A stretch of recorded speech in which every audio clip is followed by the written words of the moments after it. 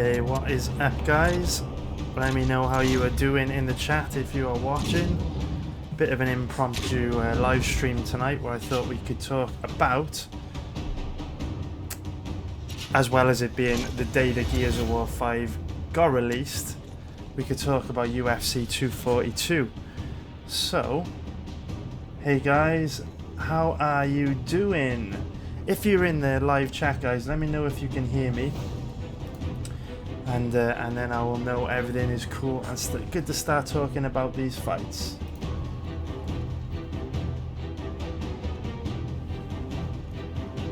Can you guys hear me okay? Is the sound all good? Is the sound too bad on the game? Or it's Gears of War 5, Lee, man. I just thought I would do a quick video talking about the fights from UFC 242. Just because obviously I haven't been posting much lately, so I wanted to like fill you guys in on where I've been, what I've been doing, play some games, talk about UFC 242, and basically let you know what is coming up. So I know that you're all expecting a Justin Gaethje, Donald Cerrone video tonight, and I did try and get it out for you, but I've had some issues which I'm going to discuss in this video. Let me know if you can hear me okay. Game volume too high? Okay. Let me just get that lower for you now. 2 secs, guys. Is that better? Game volume lower? Is that better? Let me know if that sounds better, guys, with the game volume on low. Let me know while we start this, and then we can get into talking about some of these fights. Does the sound okay, guys? Let me know. The path to victory is a straight line. Let me know, guys, what the sound is like. Bodies. This fight never ends.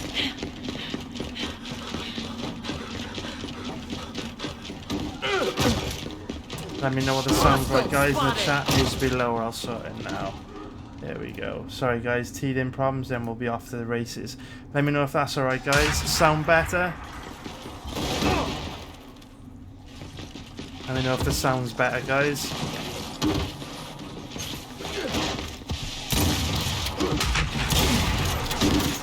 Let me know. Sound all good? Sounds cool. Alright, guys. So, I just thought it would be a cool idea to do this video. Because a while back I said that I'd be doing recap videos after every UFC.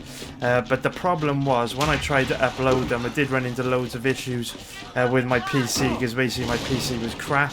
And I did say at that point that I would be buying a new PC, which would allow me to bring you guys more content, which I've now got. You can probably see it is set up by here. But that is the reason also why I haven't been putting out too much content lately. So this is the 4th PC that I built in my lifetime, and this has been by far the most problematic. I actually started building it last Tuesday, and literally I've had nothing but problems ever since, so I'm not exaggerating. Literally taken like 11 days to get this PC set up, which has been an absolute nightmare for me. But it is all up and running now. So tonight I actually went to record the part 1 of the breakdown videos for UFC 242, and just had loads more problems getting all my stream settings set up. Finally fixed them after about 3 hours, but it's like 1 AM almost in the UK now. I am pretty damn tired, so I thought rather than, you know, do a breakdown video where I haven't got too much energy, and I'll probably end up like rambling and saying loads of dumb shit, I'll do it tomorrow morning when I've got more energy, when everything's working fine, and I'll use tonight as an opportunity to do kind of like a test run of the new PC, make sure, you know, all the sound and video and everything's working good, and then when I do the video tomorrow, we'll be good to go and I can start pumping out videos regularly. So obviously last week we didn't get out the final video for UFC 242 part 3. It was because all last week was kind of chipping away at getting this system set up, and I just ran into nothing but problems, and that's also why I'm running a bit late this week. So usually by this stage in a week I'd have, you know, 4 or 5 fights researched, but at the moment I've only done 2. because, like I say, this computer's been a fucking nightmare to set up. But anyway, that's not the point of this video. Just wanted to let you guys know, you know, where I've been, why the videos are a bit late out, and why this video is not the one that you expected. So, let's get into talking about UFC 242. So recapping. Let's get into the first fight that we will go through, and then what I'll do at the end of this video, I will basically just ask you guys if you got any questions. I'll do all the Q&A at the end of the video. So we'll go through each of these fights from UFC 242, what I thought of them, my betting results, all that kind of stuff, and then at the end of the video we'll do the Q&A. So the first fight, Dom Maj against Fares Ziam. So I was really impressed with Fares Ziam. I mean, I know he got dominated pretty much. I think the fight ended 30-27 Maj, something like that. But it was his UFC debut. He is only 22 years old. He was taking the fight on around 3 weeks notice, and I was pretty impressed with him. You know, Dom Maj, a tough guy, vicious knockout power, extremely tough, trains with Cyborg, and I guess the most interesting part about this fight is that, you know, Dom Maj is primarily a kickboxer. He does have a lot of explosive KO power, and he actually came out and fought very intelligently, and basically tried grinding on Fares Ziam for 3 rounds and achieved it. He did a great job, chipped away at him, won a comfortable 30-27 decision, and I thought it was quite brave of Dom Maj to utilise this game plan, because he is an explosive striker, and when I researched that fight, Fares Ziam was a guy that actually tried to take down most of his past opponents and control them on the ground. So I felt that, you know, if anyone was going to look to turn this into a grappling match, it would have been Fares Ziam. But it was Dom Maj that initiated the grappling. He grinded on Ziam, very impressive. And I was just saying it was a brave tactic from Dom Maj, because, you know, there was a lot of talk about the heat and the humidity in the arena affecting the fighters, but Maj looked absolutely great. Fought at a high pace for 3 rounds, didn't slow down at all. I mean, Ziam's cardio looked great as well, considering, like I say, he was only 22 years old, took the fight on 3 weeks notice. So good performance from Dom Maj, and interesting to see him show different aspects of his game, not just a striker. You know, usually he just comes out trying to take guys' heads off. So good shit in the first fight. Let me make sure if everything is still okay. Okay, sorry guys, let me turn this right down. How about that, guys? Better audio? Better audio. Let me know if that's better, guys. But anyway, I'll go on to the next fight, which is one that I really do want to talk about, which is Zach Cummings versus Omari Akhmedov. So I'm going to be talking about this fight. I'm quite frustrated with Zach Cummings, because Zach Cummings was a guy, you know, if you watched my breakdown videos for this card last week, you will know that I was contemplating a bet on Zach Cummings. He was one of the fighters who I thought was one of the better bets last weekend, especially at underdog odds. But of course, he did lose 29-28 to Akhmedov. I think one judge even added 30-27, which is quite interesting. Just gonna see if the audio is better. Let me know if the audio is better, guys. I'll carry on with this Cummings versus Akhmedov discussion, because this is a fight I do have quite a lot to talk about on. Let me know if the audio is better, much better. All right, cool. So, just saying that the fight between Akhmedov and Cummings was an interesting one, because I felt that Zach Cummings was one of the better bets on the card out of everyone, but just like in the breakdown videos where I spoke about it last week, my main concern about Cummings was that for whatever reason, since he lost to Santiago Ponzinibbio, he's just been on a really steep decline. I mean, it's hard to describe why, because, you know, he's still relatively young. I mean, he's only 35 years old, but definitely hasn't been the same guy since he lost to Ponzinibbio. You know, in the past, he was quite tough, quite aggressive, fought at a high pace. For whatever reason, since that Ponzinibbio fight, he's been really super passive, just doesn't throw that many strikes per round, doesn't go up a gear when it's quite clear that he's behind, and yeah, just really disappointing. And that's a shame, because Akhmedov was a very good stylistic matchup for him. You know, we know what Akhmedov's like. He tends to slow down big time as the fight progresses. Really questionable cardio, and all Akhmedov really had, all Cummings really had to do was come out in that first round, make Akhmedov work hard, drive him into the cage, force him to exert loads of energy in round 1, and then that would have paid off big time in the second and also the third round. But as we know, as Cummings has done in his last few fights, he came out super passive, didn't really force Akhmedov to work that hard in round 1, and because he enabled Akhmedov to dictate the pace of the fight, he didn't gas out, and for that reason Cummings basically didn't put a big enough stamp on round 2, even though I feel that he was edging round 2. And then towards the end of round 2, I believe he pulled guard. He pulled guard at the end of either the second round or the third round. Can't remember which way round it was, but he pulled guard at the end of either the second or third, and then gave up a really weak takedown at the end of the second or third as well, which basically meant, in otherwise close rounds, where the striking was roughly competitive, those late takedowns at the end of the second and third cost him the fight, and it was just really disappointing to see. It was one of those fights where I feel like Cummings kind of gifted the win to Akhmedov. All he needed to do, come out aggressive in that first round, work really hard, drive Akhmedov into the cage, force him to exert energy, and the second and third round would have been a cakewalk for him when Akhmedov started to get tired.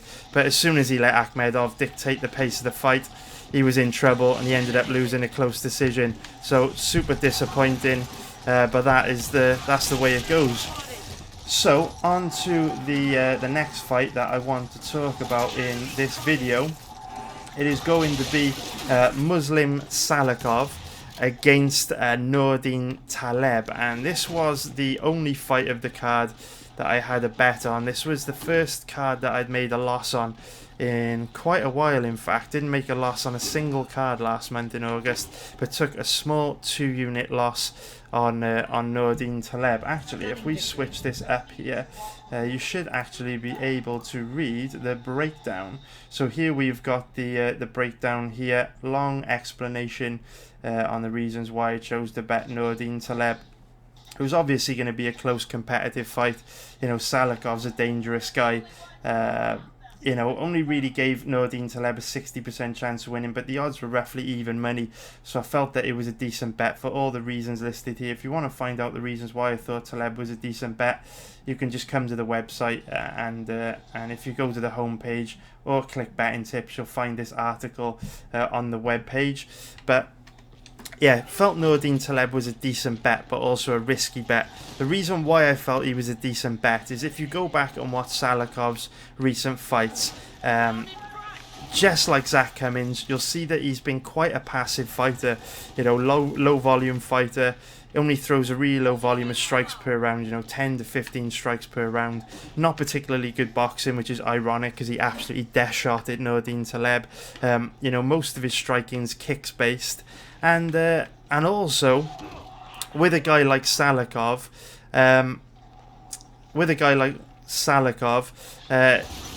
he's one of these guys that's also like Zach Cummings. He doesn't go up a gear when it's quite clear he's behind on the scorecards. He's very, very one-paced. And I felt that this was a really good stylistic matchup for Nordin Taleb because he's a big guy. He had a big size advantage over Muslim Salikhov. And also, he is very, very good at distance control. Now, if you go back and watch Salikhov's past fights, you'll see that he's quite a low-level boxer. Not really that technical with his hands at all, and most of his strikes are all centered around his kicks because obviously he comes out of a kung fu base. Now, that, based on past performances, shouldn't have caused Nordin Taleb too much of an issue because Nordin Taleb has excellent distance control, very, very good at staying just outside of his opponent's range and slipping their shots. And obviously when you throw a lot of kicks and spinning attacks like Salikhov, particularly the spinning attacks, which are his most dangerous weapon, there are some wind up on the hips and some telegraph as to when you're going to uncork a strike like that. With Taleb having a 5-inch reach advantage, size advantage, such good distance management, such good striking defense, I felt that if Salikhov showed up and performed like he did in his past fights, Nordin Taleb would basically be able to avoid the power shots and cruise to an easy decision. Unfortunately, Salikhov did something which is actually great when fighters do it. I wish fighters did this more often. Salikhov did his homework on Nordin Taleb. Now, Nordin Taleb, his only real weakness over the years has been that he struggles against pressure fighters. And that's what made this matchup against Salikhov such a good stylistic matchup, because Salikhov isn't a pressure fighter. He doesn't push the pace. He's more than happy to stand in the centre of the octagon and just kind of get into a friendly, point fighting, kung fu, kickboxing match, which would have played right into the hands of Nordin Taleb. But Taleb struggled in this fight because Salikhov made a really nice adjustment. Salikhov usually comes out more than happy to engage with his opponent in the centre of the octagon, never puts pressure on them, but for this fight he did. He switched it up, he came forward, took control of the centre of the octagon, walked Nordin Taleb down, and you know what, he actually threw more strikes in that first 2 minutes than you usually see from Salikhov in an entire round, and because of that, Taleb struggled. I mean, Taleb's usually a very technical striker, great striking defense, and he was so flustered by the different strategy that Salikhov used than normal. He actually was circling onto Salikhov's power right hand. If you go back and watch the fight, you'll see that in the first 2 minutes, Salikhov was trying to set him up for a big overhand right, and Nordin Taleb managed to evade it on a couple of occasions, block it on a couple of occasions. But in the end, the big right hand was the shot that ended the fight. And it's quite genius, really, what Salikhov did. If he came out, got into a kickboxing match, there was a good chance that he would have been outpointed. But like I say, because he came out aggressive, took control of the centre of the octagon, pressured Nordin Taleb, made him fight in a way that was uncomfortable to him, that opened up the opportunity to land a big right hand, the death shot, and he KO'd Mr. Taleb dead and set fire to our money, which was super annoying, because it was the first losing event we'd had to take in a while. But at the end of the day, when you bet on a guy like Nordin Taleb, you're never putting your money in a super safe position. There's a significant chance he'll lose, which is why I only capped him at 60%, giving Salikhov a really high probability of winning at 40%. So unfortunately, you had to take the first loss in a while, and that was the only bet that I had for this card. It was only a small loss, didn't go too big on Taleb, but in one way it was disappointing to see Salikhov show up with a completely different strategy to what we usually see from him. But on the other hand, it's kind of cool when fighters clearly do their homework on their opponent and they set up with a game plan, a strategy specifically tailored to exploit their opponent's weaknesses. I wish fighters did it more often. It might make the sport a hell of a lot easier to bet on if you could trust them to do things like that, but very, very few fighters do, and it's not something we've seen Salikhov do in the past either.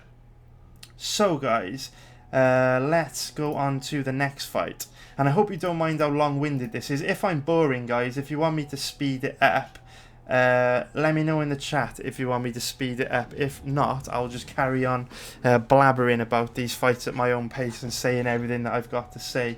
So yeah, guys, let me know. I'll keep an eye on the chat if you want me to speed up. If not, I'll just keep on taking my sweet ass time.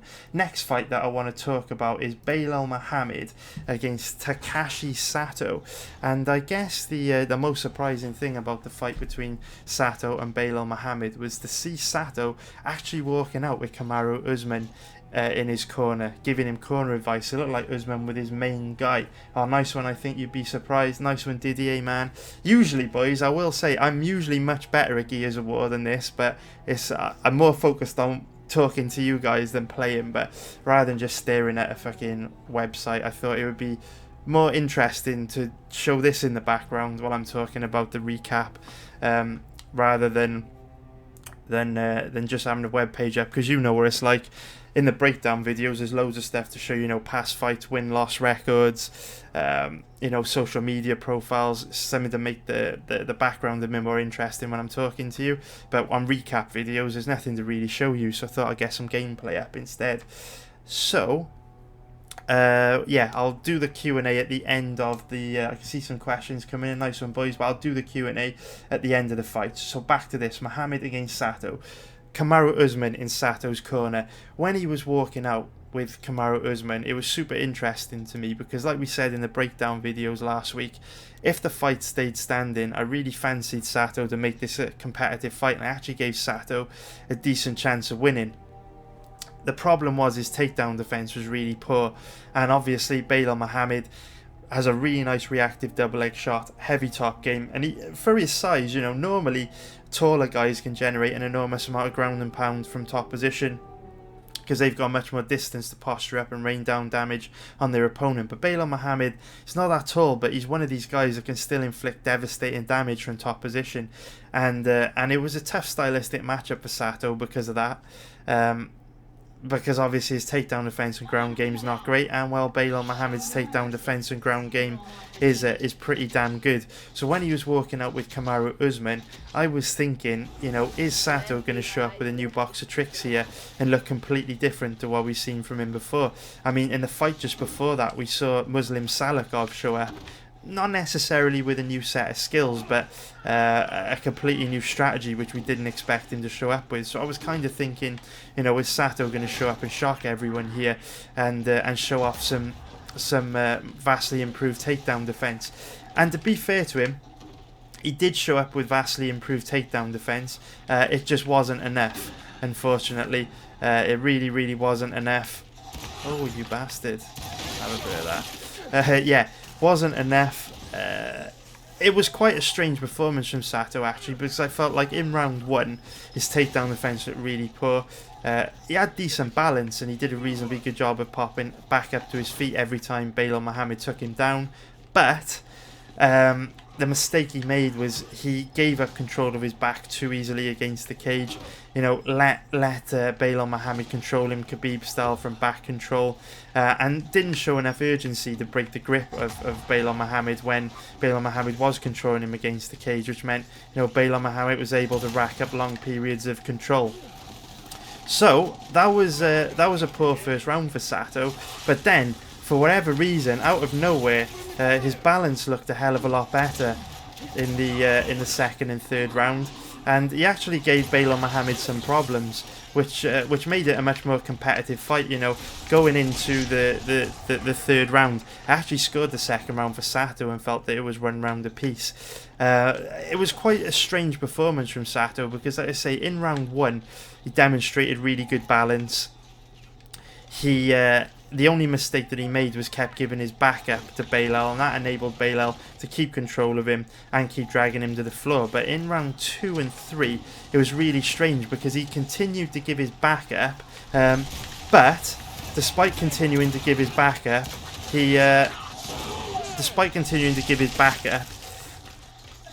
he actually didn't get taken down in the same positions he got taken down from when he gave his back up in round 1. So that was like a really strange thing from Sato, and I was kind of guessing whether it was as a direct result of Kamaru Usman giving him some advice in between rounds, because if you go back and watch that fight at the end of round 1, you can see Kamaru Usman giving him clear instructions in between rounds. It was difficult to make out what Usman was saying, but the adjustment that Sato made in round 2 and 3 seemed to do the trick. So pretty cool to see that.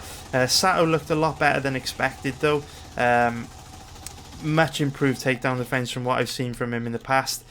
The only knock on him, I guess, would be is that his striking is pretty good, pretty technical. You know, he carries a lot of power in his hands. But the ironic thing was, I actually feel like Belal Muhammad outstruck him for large periods, which isn't something that I would have expected. So in the next fight that I want to talk about in today's video, we are going to go into Ottman Izadar against Teemu Packalén, and I mean, there's not really a lot for us to talk about in this fight. Neither a guy had been around and competed much in the last 2 years, so we didn't really know what to get from either guy. And I mean, Ottman Izadar looked a hell of a lot sharper than we'd seen from him in the past, but obviously the fight was over very quickly, so difficult to say how good Ottman Izadar really is. The jury's still out on him, but I think we got some more answers about, you know, what Teemu Packalén's going to be able to do in the UFC. You know, prior to the fight against Izadar, he'd only had like 3 or 4 fights in the UFC, 3 out of the 4, 2 out of the 3 had ended inside round 1, and the other one had gone the distance. He looked really poor in that fight. Poor striking defense, poor cardio. Obviously, we don't know if his cardio's improved, but we can determine from the Ottman-Izatar fight is that his striking defense is still horrendous. And with striking defense that bad, I cannot see him sticking around long in the UFC, which is a real shame. But that fight ended very quickly. Now we go on to the next fight, which is Sarah Moras against Liana Jojua. Now, this was one of those cards where, even though oh, I'm dreadful, even though we lost some money on Nordine Taleb, this was honestly one of those cards where I feel like it didn't matter who I bet, I was going to make a loss whatever happened, because there were so many leans that I had on this card, and pretty much all the leans ended up losing. So this was actually one of those events to make it out alive with only a 2-unit loss. Did feel like a win in many ways, because it could have been a lot worse. And as well as Nordine Taleb, Zach Cummings was one of the other guys that I came really close to betting last week, especially when his odds started to improve on fight day, but ended up giving him a pass. And the other fighter that I was thinking of betting is one of my few leans that did actually go on to win. I was very, very tempted to bet Sarah Moras because she was the underdog, and after I watched some footage of Jojua, wasn't that impressed by her at all, but decided to pass on a lot of guys, including Cummings and Moras and a couple of other fighters that I'll talk about in a minute, and obviously did regret this one because Moras won as an underdog. But I guess I just had to ask myself, neither girl's very good, and is it really smart to have a fighter, have money on a fighter like Sarah Moras? I always preach about only putting your money in strong positions, and let's face it, Sarah Moras is never a strong position to put your money in. When I researched this fight, I noticed a big pattern in Sarah Moras' career, which I thought was interesting. Sarah Moras isn't a fighter with bad cardio, but what I find from her is that she almost always starts her fight strong. She always looks very good in round 1. In actual fact, she won a large period of the first round against Macy Chiasson in her last fight, and Chiasson's obviously a very, very talented fighter, so she always looks good in round 1. If you go back and watch all of Moras' fights, it's a trend where she looked very good in round 1, but then for whatever reason, she just seems to implode in the second and third round. She just makes bad decisions, and ultimately, for whatever reason, just goes on to put herself in bad positions, and she always ends up making fights closer than they need to be. And what was really funny about this matchup is that, again, like she always does, Sarah Moras had a really, really good round 1. Dominated round 1, no doubt about it. She won round 1, and after that, after you watch round 1, you'd be thinking, this is going to be a relatively easy fight for Sarah Moras. She could probably just chip away at Jojua in the clinch for the next 2 or 3 rounds and win an easy decision, because Jojua was showing no urgency to get her back off the cage, no threat of a takedown, not dangerous standing. Round 1 was pretty much a cakewalk for Moras, and then like clockwork, just like research suggested she might do, about 2 or 3 minutes into that second round, Moras gives up a really, really easy takedown against the cage, and Jojua is able to get into top position and start chipping away at her from top position. Now this is really interesting because Sarah Moras, for whatever reason, likes to be on her back. If you go back and follow her UFC career, watch all her fights in the UFC, she goes to her back way too easily and spends way too long on her back, throwing up long shot submissions, basically getting dominated from top position, which is usually a losing position in MMA. But what was really interesting about this was that when Jojua had top position on Sarah Moras, there was one point in the fight where Jojua literally just sat up and rolled to her back, essentially pulled guard from top position, which I don't think I've ever seen before in MMA, and allow Moras to take top position back off her. That was a golden opportunity for Jojua to steal the fight, because in round 1 Moras won clear, but the top position came 2 minutes from the end of the second round. If Jojua would have just stayed in top position for that remaining 2 minutes in the round, she would have won that round and gone into the third round with it being 1 round apiece and a coin flip, and potentially won the fight 29-28. But she didn't. She imploded. She gave top position back to Moras, and Moras ended up getting a finish in that third round. But it was infuriating to watch. Moras, as expected, made life difficult for herself, but on this occasion Joe Dewar didn't have the composure and the fight IQ to make her pay. So it was a frustrating fight to watch, but she got it done in the end. Then let me know if everything's good with you guys. Are you guys telling me just to skip the women fight? You guys are ruthless motherfuckers. Right, on to the next fight. It feels like I'm talking a lot. I hope I'm not boring you guys. I really feel like I'm boring you, possibly because I'm not showing you anything on the screen. It's just a game and I'm just kind of talking podcast style. Definitely out of my comfort zone. But yeah, next fight, let's get into it. Zubaira Tukhugov against Lerone Murphy. Now, what a great fight this turned out to be.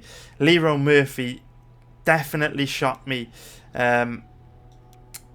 Last week, when the weigh-ins occurred, and I'll talk a bit more about this fight later in the video, but when the weigh-ins took place for UFC 242 and Carlos Diego Ferreira weighed in, obviously he looked absolutely terrible. He looked like my Gears of War character. If you look at my screen right now, that's how Carlos Diego Ferreira looked. He looked like a skeleton, very dehydrated, his face all sucked in, clearly had an absolutely brutal weight cut, and honestly, it was one of the worst weight cuts I'd seen in a long time. Reminded me a little bit of Aspen Ladd. If you go back and watch the weigh-ins, the early weigh-ins, Diego Ferreira had to be helped onto the scale and also helped off the scale.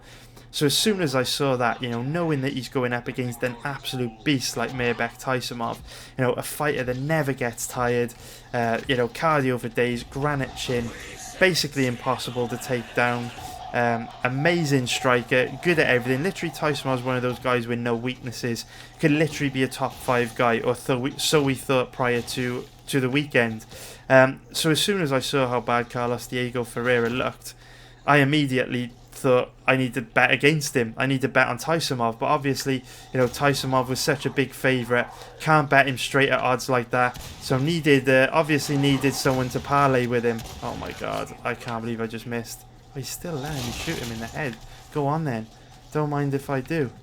Craziness. Oh shit. That guy was on my team. Bollocks. Absolutely forgot I'd switched teams. I'm Locust now. I was COG last round. Jesus. I am not cut out for playing video games and talking. Anyway, back to the fight. So yeah, I was desperately looking for someone to basically put in a parlay with Taimanglo, as he was such a big favourite. So I went back and did some light research on all the heavy favourites on the card. Went back over the Khabib Poirier fight. Went back over the some of the other big favourites were Makhachev, Ramos. Went back over Tukhugov and Lerone Murphy, and I was just basically trying to find someone to parlay with Taimanglo, and luckily I didn't find anyone that I felt confident enough parlaying with Taimanglo, which is great because obviously I would have taken a loss if I had done. But when I went back and watched the fight between Murphy, or researched Murphy, I did find that he had really bad takedown defense. Decent striking, but very, very dodgy takedown defense. So I thought this would be a super tough matchup for him.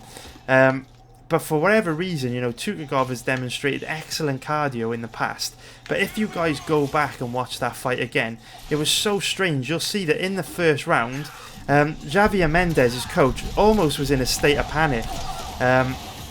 For whatever reason, and I don't know why it happened, because Tukhugov absolutely dominated round 1. He got a knockdown on Lerone Murphy, dominated him from top position, uncut, loads of ground and pound. But it was so strange. In the round 1, it literally looked like Lerone Murphy had no business being in the cage with Tukhugov. I think Tukhugov was something like a 1.03 favourite in live betting, something absolutely ridiculous like that. But obviously, the fight got very difficult for him. He found it very difficult in the second and third round, where he slowed down a lot. And I don't actually know what caused it, because like I say, he's had bad cardio in the past, but in between rounds, his coach, for whatever reason, looked very concerned. He was asking him if he's okay. He was kind of like reassuring him. Looked like he was in a state of panic. And at that point, I was kind of thinking, is he coming into the matchup with with an injury, and now they asking him, you know, if the injury's okay. Have they noticed he's injured himself in the fight? You know, has he shown signs of things he's done in a fight, which suggests, you know, he might go on to lose this. You know, just like when Anthony Johnson fought Cormier, and Henry Hooft was telling Anthony Johnson, you know, during the fight, don't quit, Anthony, don't quit, because obviously he'd seen someone in training where he'd quit in a similar position before. Don't know what the explanation was for Tukhagov's coach behaving like that, but needless to say, it was definitely a big clue at the end of that first round that something was up with Tukhagov, because he looked absolutely terrible in the second and third round. For whatever reason, slowed down significantly, really struggled with the pressure from Leroy Murphy, couldn't get Leroy Murphy back to the ground, getting picked apart standing. And I actually feel like Leroy Murphy won the second and third round, which one judge did actually score the second and third round for him. It was just lucky that the other judge, or the other judge, scored the first round 10-8 in favour of Tukhagov to make the fight a draw. And I guess under the new scoring, you could say it was a draw. You know, Tukhagov inflicted tons of damage from top position. Tukhagov also, you know, dominated the fight from top position. I could definitely see a 10-8 round, and because of that, the fight ended in a draw. So Tukhagov was very, very, very, very lucky there.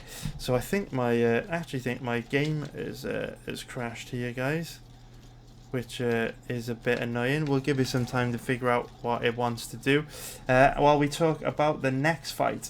So yeah, something was definite with Tukhagov, and the thing is, at this point in the fight where Tukhagov had slowed down significantly for the first time, you know, I'm live betting the event, and I'm kind of thinking, you know, what is the cause of this?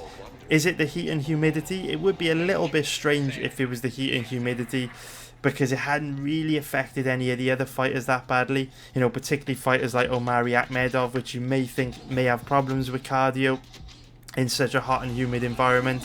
Then I was thinking, you know, Tukhagov hasn't fought in 3 years, you know, has that had an impact?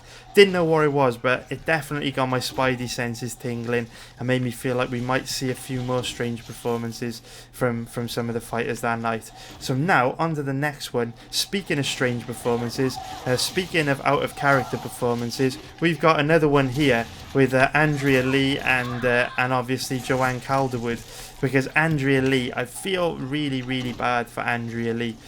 For anyone that bet Andrea Lee. You know, I'm not one of these guys that works in absolutes. At the end of the day, we see different versions of fighters all the time. You know, you never know what version of a fighter is going to show up on fight night until they actually fight. And I feel really bad for you if you bet on Andrea Lee, because I felt like she significantly underperformed against Joanne Calderwood. She let people down that bet her quite bad.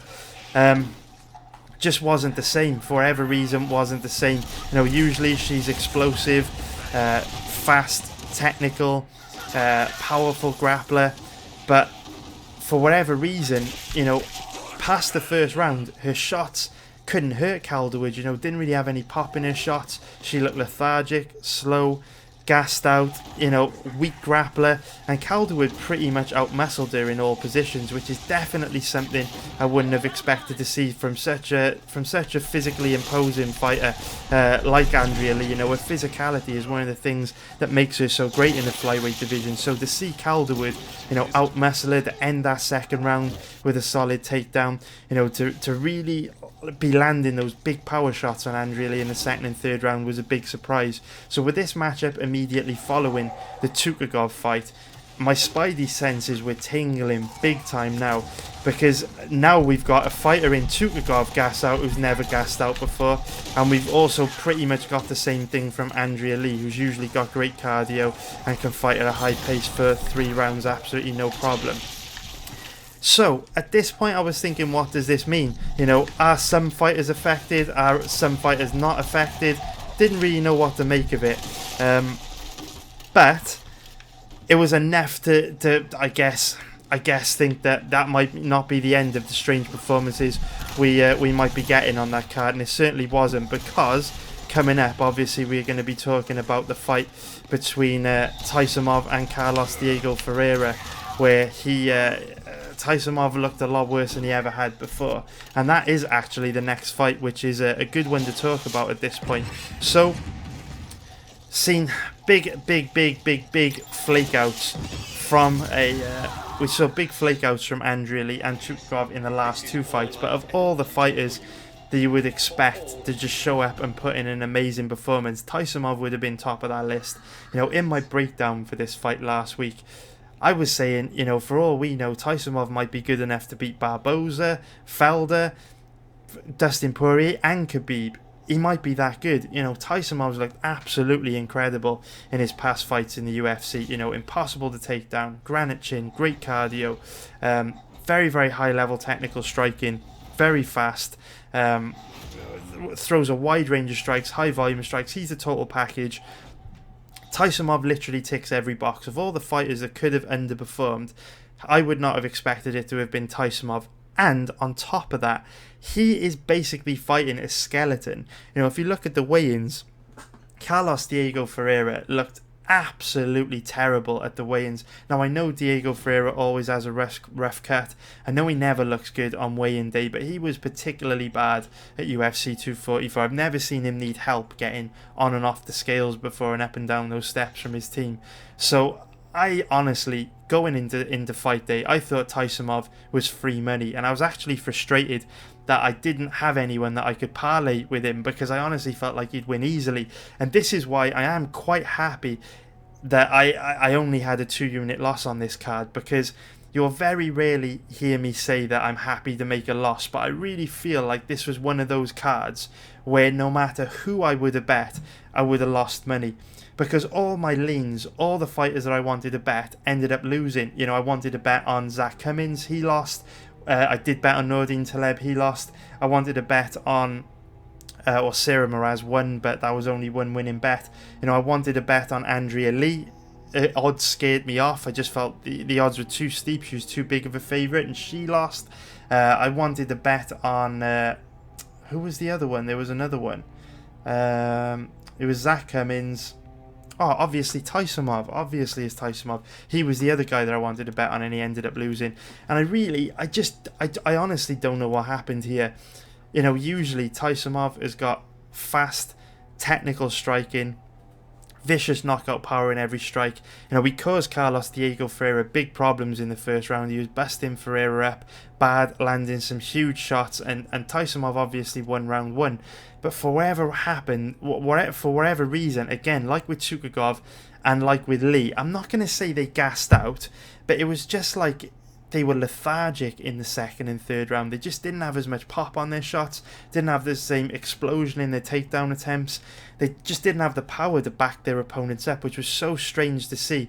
And, you know, seeing it happen to Andrea Lee, seeing it happen to Tukhugov, and then now seeing it happen to Taimanglo, I couldn't believe it, especially against a guy like Ferreira that had such a bad weight cut. I mean, the irony of this matchup is, you know, based on what happened with Andrea Lee and Tukhugov, if after those 2 fights you would have said, you know, out of all the remaining fighters on this card, who is the most likely to struggle with the heat and humidity, Ferreira would have been top of your list because of how bad he looked at weigh-ins. And who do you think is going to be fine? Well, Taimanglo would have been top of the list because, you know, he trains at Tiger Muay Thai in Thailand. You know, should be used to the hot and humid climates. Just absolutely crazy, really. And wouldn't have expected Taimanglo to underperform like that. So, crazy turn of events. Ferreira looked absolutely amazing in the second and third round. Great pressure, great boxing. To get a win over a guy like Taimanglo, super impressive. You know, prior to the weekend, Taimanglo was looking like a potential top 5 guy, and now, well, who knows? Who knows?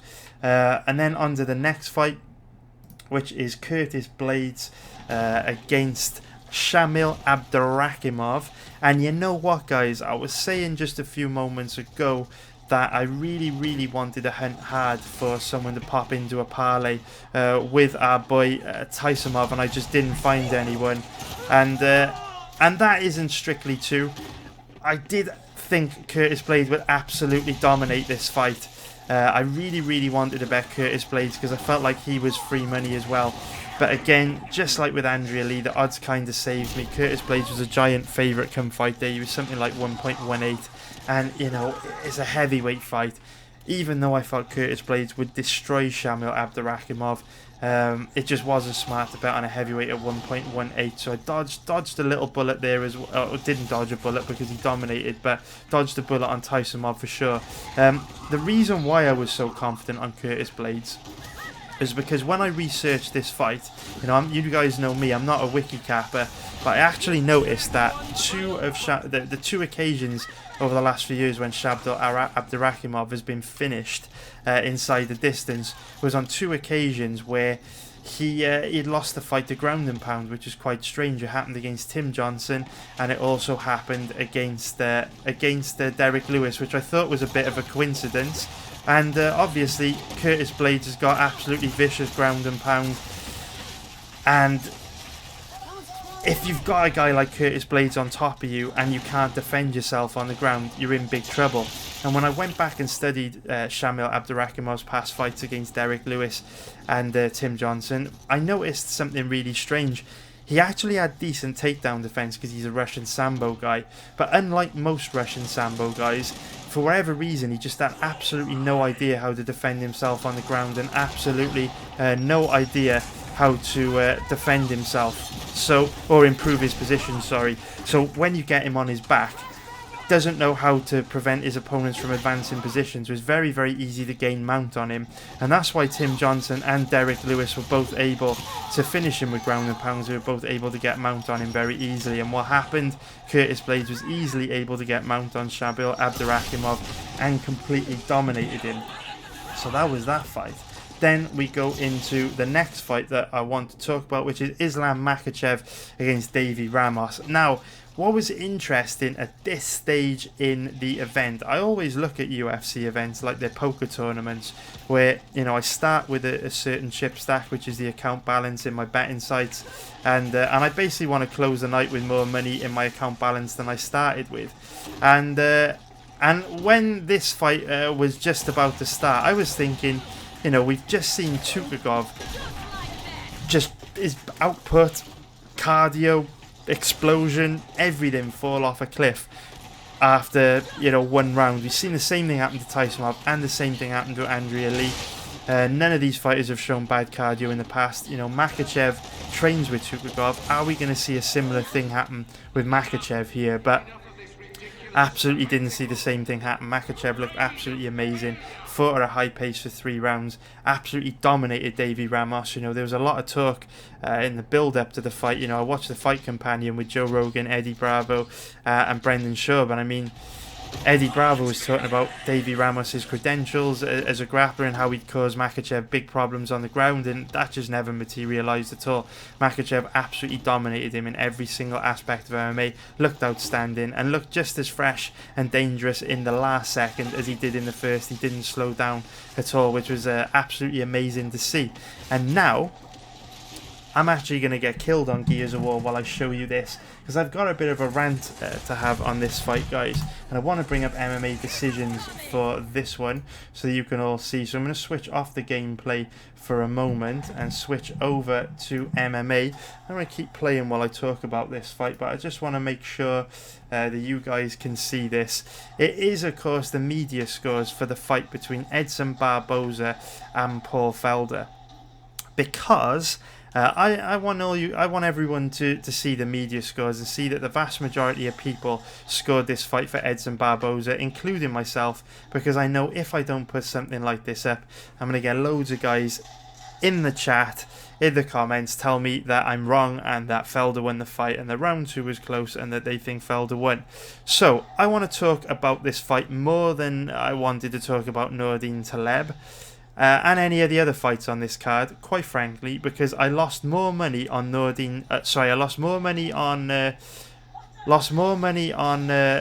on Edson Barboza than any other fighter this weekend, including Nordin Taleb. Because remember, like I often say in these videos, I make the majority of my money from live betting on MMA, and I had an absolutely enormous live bet on Edson Barboza, huge live bet. And I lost a lot of money on him, which is absolutely infuriating because, in my opinion, he got completely robbed. And if you look at the way the media scored this fight, you know, we've got 1, 2, 3, 4, 5, 6, 7, 8, 9, 10, 11, 12, 13 out of 16 members of the media scoring that fight in favour of Edson Barboza. You can understand why I'm a little bit hard done by. And I really, really don't understand how the judges can screw this up. In my opinion, Edson Barboza won the first and second round clear. It is absolutely undeniable. He completely picked Paul Felder apart in the first round. He lit him up like a Christmas tree. So that 30-27 Felder scorecard from one judge is an absolute joke. In the second round, again, absolutely crazy. People are saying, I know, but Paul Felder busted him up off his back with elbows and stuff. What you don't understand is Barboza, again, finished the final 2 rounds of that round. Final 2 minutes of that round when they stood back up. Again, lighting Felder up like a Christmas tree. And also, on top of that, you know, if we want to get into it, he landed a huge spinning back fist to wobble Felder in that round, which was by far the most significant thing to happen in that round. So this was a really, really frustrating night for me. I'd done great on live betting up until this point. I'm not going to say exactly who I bet because it might make it possible to trace my accounts. But I hit a huge underdog bet on someone and a very big favourite bet on someone else. And my night was shaping up to be huge, and I put a massive percentage of those profits onto Edson Barboza, and I just feel like I got absolutely robbed. It wasn't a close fight. Barboza won clear. He got robbed, and the thing is, no one seems to be doing anything about this, which is really, really frustrating. I mean, Dana White kind of skimmed over it in the post-fight press conference. You know, I watched Brendan Schaub's podcast today. He said Felder won. It was a close fight. There's nothing you can complain about. But for me, that's just really dismissive. At the end of the day, in all other sports, the score at the end of the game is the result. You know, if Manchester City are playing Liverpool and Man City win the game 2-1, it really doesn't matter how close the game was. It doesn't matter if, you know, Liverpool had 100 shots on target, 90% possession. At the end of the day, the score at the end of the game is the score. If Man City scored 2 goals, Liverpool scored 1, they won the game. For whatever reason in MMA, judges are able to hide behind incompetence just through a subjective rule set that means they're not accountable for mistakes that they made. I don't care if the second round between Felder and Barboza was close. Under the new scoring that came into effect at the end of 2017 that all judges for all MMA fights should be following, Barboza won that fight. It's not disputable. If you disagree with that, you don't know how to score MMA fights.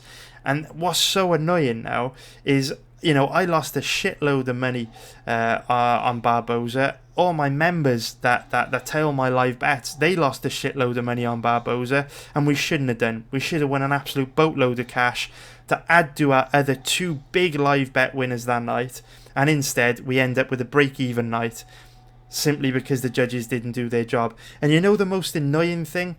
At the end of the day, I don't care about losses. You know, I win and lose that kind of money every single week. Lose loads of bets, win loads of bets. You know, I'll place hundreds of bets over the course of a year. And, you know, you win some, you lose some. As long as by the end of the year you make more than you lose, who really cares? And by this time next year, I won't even remember this fight. I won't even remember, you know, taking a £4,000 loss on Barboza. You know, it won't be any big deal. I'll brush it aside. Because next weekend, I'll probably crush it again, make money, and it'll all be forgotten about. We can get back on the horse next weekend at UFC on ESPN Plus 16. But imagine how it must feel if you're Edson Barboza. You know, Edson Barboza, we will switch back. Edson Barboza 1-4 in his last 5 fights. Probably on the brink of being cut. You know, this loss, in inverted commas, because it wasn't a loss, this loss could see him end up in PFL or Bellator. Could seriously derail his career. You know, he's in his 30s now. It could be the end of his career. How much negotiating power do you think Edson Barboza is going to have in his next contract negotiations when he's got 1 win in his last 4 fights? He absolutely won that fight. And Father Time is catching up with Barboza. He's had over 30 pro fights. He's in his 30s. He's been around forever. This is the stage in his career where he needs to be getting the big fights. that error from the judges could be the difference between Edson Barboza headlining a fight night card in Brazil in 3 or 4 months' time against another ranked opponent and getting a decent payday, especially if it wins. You know, that means his future paydays could be even higher. Or it's the difference between ending up on in Bellator or ending up on one of these bullshit journeyman fucking gatekeeper contracts the UFC puts guys on, where they're on $20,000 win, $20,000 show. It's not fair. I lost money. A lot of people lost money on Barboza, but next weekend we get a chance to get back on the horse. That decision might cost Barboza hundreds of thousands of dollars, millions of dollars, who knows, and derail his entire career, and it's not fair. I think it's disgusting, and something needs to be done about it. Absolutely nothing about it. Dana White can fuck off with the stupid expression he hides behind where he says never leave it in the hands of the judges. It's the dumbest thing I've ever heard. And guys with big platforms like Brendan Schaub, Joe Rogan, I love these guys. I love watching them. I truly love them. But if I had a platform there that big, I would be doing a hell of a lot more to drive change, because it's such an easy fix. Like, what I don't understand, right? I'm just going to rant, and if this video ends up being 4 hours, then fuck it. But what I don't understand is in every other sport in the world, you have scoreboards. You have scoreboards in basketball, in football, in tennis, in cricket, in snooker, in bowling, in darts. Every single sport in the world has a scoreboard, and everybody knows what the score is during the fight, which means they can adjust their performance if they're behind. They can adjust their performance if they're ahead.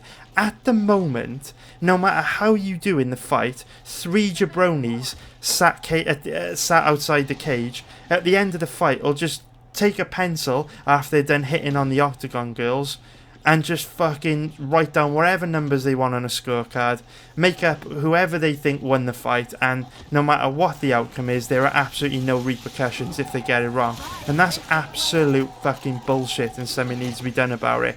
Why not put the scorecards on the Jumbotron at the end of every round? You could have a game show type electronic system where the judges' scorecards are put on the Jumbotrons for everyone to see, the fighters to see, the corners to see, the crowd to see. Not only would it make the sport more exciting, because when fighters are down, they'd actually know they're down, but it would also put some pressure on the judges and add some accountability to judging and make them less likely to screw people over or just not pay attention and be straight up incompetent, because they know if a round plays out and they throw up some bullshit scorecard on the Jumbotron, they're going to get torn apart and booed by everyone in the crowd, and the fighter, the referee, the corners, everyone's going to give them shit, and they're going to be accountable for it the next day, and everyone's going to know that they're a total cunt that can't judge a fight. Why not? Every sport has scoreboards. Why don't we do that? And I love Rogan, I love Schaub, I love all these guys, but they really, really, really need to start using their platform to drive positive changes in the sport, because nothing's being done, and Dana White's been turning a blind eye to it for 25 years now, and I don't think it's acceptable. Oh, double kill. Ah, no, I thought I was going to get 2 kills there. But yeah, very annoying. I don't care. I lost a lot of money on Barboza. It's not about me. It is about the fighters. They get fucked too often, and who knows what damage that might have done to Barboza's career. That's all I've got to say. Sorry, went on for a bit long. And then, in the next fight that I want to talk about, the main event of the evening, we've got Khabib Magomed against Dustin Poirier. And then we'll go into the live Q&A section of the video. But yeah, Khabib against... Oh, I've realised why the sounds... I've realised why the sounds are a bit shit. Sorry, guys. Whoops. I've actually just realised I made a big mistake. Very, very sorry, you guys, for the poor audio. Made a huge mistake before I started recording this. Sorry about that, guys. Won't do that again. I am still a rookie, trying to make this video a little bit more interesting for you to watch. Backfired big time. Fuck the audio app. Don't worry, it won't happen again. Learn from your mistakes and all that. Now we go in. Someone tried to take my head off then as well when I'm trying to fix the sound. How rude. So now we go on to the next fight. Khabib against Dustin Poirier. And I mean, what an absolutely incredible performance from Khabib. Again, after we'd seen his teammate Tukhugov gas out.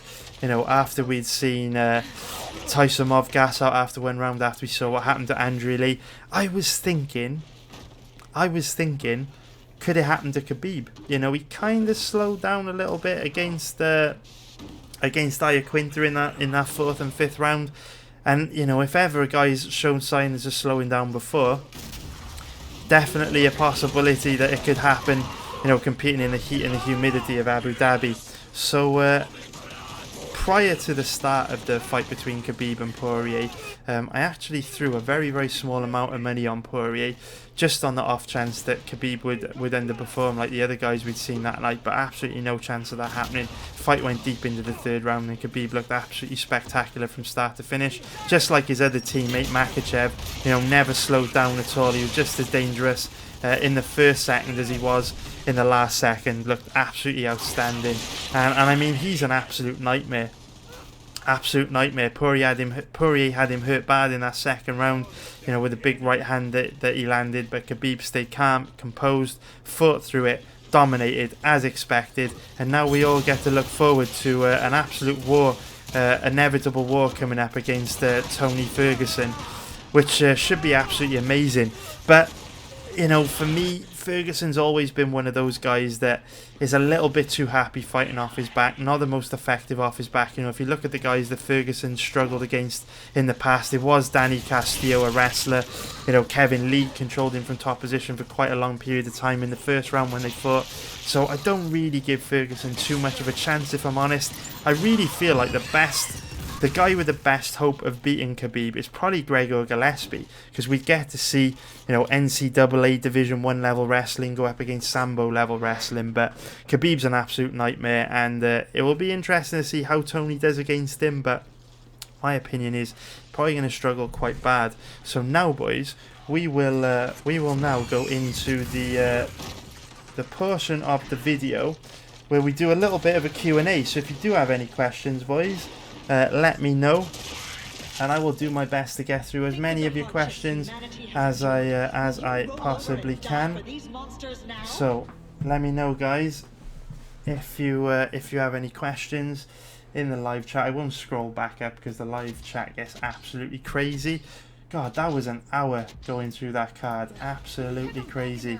Took a very, very long time to get through that card, but hope you didn't mind me rambling too much. I just while I'm waiting for some questions to come in, I will basically update you. So the reason why I'm a little bit behind this week, you know, usually about this time of the week you'd be expecting me to get part 1 of the breakdown videos out. Also, last week I didn't get the part 3 breakdown video out for UFC 242, and that is basically because this computer build's been a total fucking nightmare. Absolute nightmare. In my life, this is like the 3rd or 4th PC that I built, and this PC's given me so much more problems than any other build I've had in the past. You know, usually building a PC takes like, you know, an afternoon, you know, maybe a full day. But I honestly started building this PC 11 days ago. Started building it last well, not 11 days, it would be 8 days, but I started building this PC last Tuesday. It is now Wednesday, and only just literally finished ironing out all the problems this afternoon. Don't want to bore you with all the problems I had, but that is the reason why I'm behind. It's the reason why I couldn't get the videos out, all 3 videos out last week. It's the reason why I'm kind of doing this experimental test run video right now to basically iron out any problems, any bugs, to see if my system finally is set up and working as intended, because literally I've had about 100 little fires to put out, 100 problems to try and fix with it over the last 8 days or so. But looks like we're finally here now. Obviously I'm going to go back and watch this video after it's done, see if there are any problems to fix, but from the way you guys are talking in the comments, think it's all good. So what this means is, Obviously this week I'm already super behind, super behind, because by this stage of the week I usually would have researched, you know, 4 or 5 fights, but I've only done 2 fights on this weekend's card so far because this fucking build's taken so long. And also this is a big week for betting on MMA, because just like last week where we had a big Bellator card that I had to research on that Saturday night, that Beta Congo card, this weekend, if we switch over here, this weekend we've also got a big KSW card taking place, KSW 50 from London. It's a big main card as well. There's what, 2, 4, 6, 7 fights on the main card, and KSW does tend to be pretty fucking good for betting, so I've got to fully research that card, because you can also live bet it on the Polish betting sites. So it's very unlikely that I will have all 3 parts of the breakdown videos out this week, but next week, you know, now that the PC's set up, now I'm back to normal, I can get in my regular workflow, and finally, the reason why I bought the PC in the first place was to save me time and enable me to bring you more content, and finally now it's set up, chances are I'll be able to do that from next week, so bear with me. It's been a rough couple of weeks going through this transition period. You guys know what it's like if you've ever built a new PC. Tons of fucking little problems to deal with, tons of little fires to put out. But eventually, boys, it looks like we have got there. It looks like we've got there in the end, and everything seems to be working fine now that this little test run has gone okay. So we will answer some questions now, boys. Although I will say, if you were going to ask me any questions about fights coming up this weekend, I'm probably not going to be able to give you very good answers because I haven't researched the fights yet. Like I say, I've researched 2 fights out of 12. So I've just been basically talking from hazy memories, which is never a good idea to do. So let's go through some of these questions. What have we got?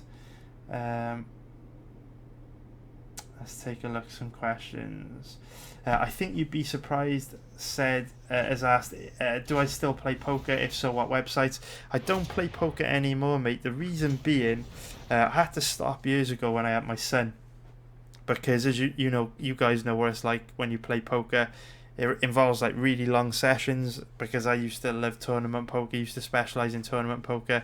You know what it's like when you got a kid and a family, you can't be sat in front of a computer all day, basically gambling, which is quite ironic actually, because it's what I do for a living now. I sit in front of a computer all day gambling, but back then wasn't making a living from it. So I would have had to work a full-time job at the time, then come home, spend all my evenings playing poker when I had a young child, which wasn't possible. So yeah, basically gave it up about 8 or 9 years ago now, when my son was born. So I can't recommend any sites, man. Then Scotty Pimpin, I can't really talk about Krylov versus Glover yet, mate, because haven't researched that fight yet, dude. So Rodney Campbell's asked, anyone know of a good betting website for live betting MMA in the USA? Yeah, I actually use a live betting, a United States betting site for live betting. You can live bet during rounds for main card fights at BetDSI, and you can live bet at the end of every round of every fight for 5 dimes. So what you need a little bit of money on both sites, and you need to live bet the main card fights on BetDSI, because then you can bet while the fight's taking place, which is what it's like for us in Europe on all sites. And then 5 dimes is good because it lets you bet all the prelims as well as the main card, but the drawback is you can only bet at the end of each round, can't bet during the round. So a combination of the 2 is best. Bada bing. Yeah, what I'll do, guys, I'll skim over any questions about upcoming fights for this weekend, because like I say, I haven't researched the card yet, and I'll put out a breakdown video part 1 tomorrow morning, where I will talk about Gaethje against Cerrone. But I have only done 4 fights off that card, so I'll do 4 fights in that video. So if there's 2 fights you guys really want to see, let me know, and I will go through them in that video. So whichever one gets the most comments, I'll do those 2 fights. The other fight I've done is Vettori against Sanchez. So in tomorrow's video, I'll do Cerrone Gaethje, Vettori, Sanchez. any other fights you want to see me cover, leave it in the live chat or in the comments if you're watching this after the fact, and I'll prioritize those fights tomorrow. Then what have we got? So Daniel Ashtar has asked, what's the best advice you can give to someone who is starting to bet on MMA? So the answer to your question is dependent on what you're trying to get out of MMA, betting on MMA. If you are just a fan and you want to just place some bets on some fights to make things more interesting, I would say keep things small. You know, what I used to do when I first started out was I would basically bet like £5 on every single fight on a fight card. So if there's 12 fights on a card, that would be like £50-60. Just keep it really small and just keep rolling the money over. You know, don't gamble more than you can afford to lose, because MMA, it is a tough sport to make money on. If you are interested in making a profit from gambling, but you are not too passionate about MMA, maybe you're more interested in making money from gambling than you are in MMA, my advice to you would actually be don't bet on MMA and focus on cracking a higher liquidity sport like football or basketball or the NFL or something like that, which has got much higher max bet limits and an opportunity to make millions instead of the tens of thousands you can make betting on MMA. If I was starting out again, I wouldn't actually bet MMA. I would focus all my time and energy onto learning how to crack football or basketball. Oh, triple kill. Oh, triple kill. Check that out. Been playing shit all night and a triple kill. But yeah, I would not focus on betting on MMA. I would actually focus on cracking a higher liquidity sport, putting all my time and energy into another sport, because the key to making money in any type of financial endeavor, be it a business or an investment, anything, it's all about using compound interest to continue roll over your profits, snowball the amount of money you can make. And it's very difficult to do that with MMA betting because the max bet limits on most betting websites are very low, and the liquidity is so low that you also get betting accounts shut down much faster than if you bet on other sports. So if you focus on another sport, don't bother with MMA. Put all your energy into like NFL, football. I think that's a much better use of your time. But if you absolutely love MMA and you are dead focused on earning a living from betting on MMA, or you believe that your passion for MMA will give you an edge in making money betting the sport because you'll actually care about it and you'll enjoy the research, then the biggest piece of advice that I would give you is just be radically open-minded. You know, we go back to the example of Taleb against Salikhov. Where I bet on Taleb, expecting Salikhov to show up and perform in a certain way, and he showed up and looked completely different. You know, in order to make money gambling, it's important to be super open-minded, radically open-minded, and understand that anything is possible. You know, there's a really good book you can read on this by Ray Dalio, who I recommend this book a bunch of times. He's a billionaire, one of the most successful investors of all time, and he wrote a book where it's basically about his principles of basically crushing it in life, and one of his core principles is to be radically open-minded. And a key part of my research is to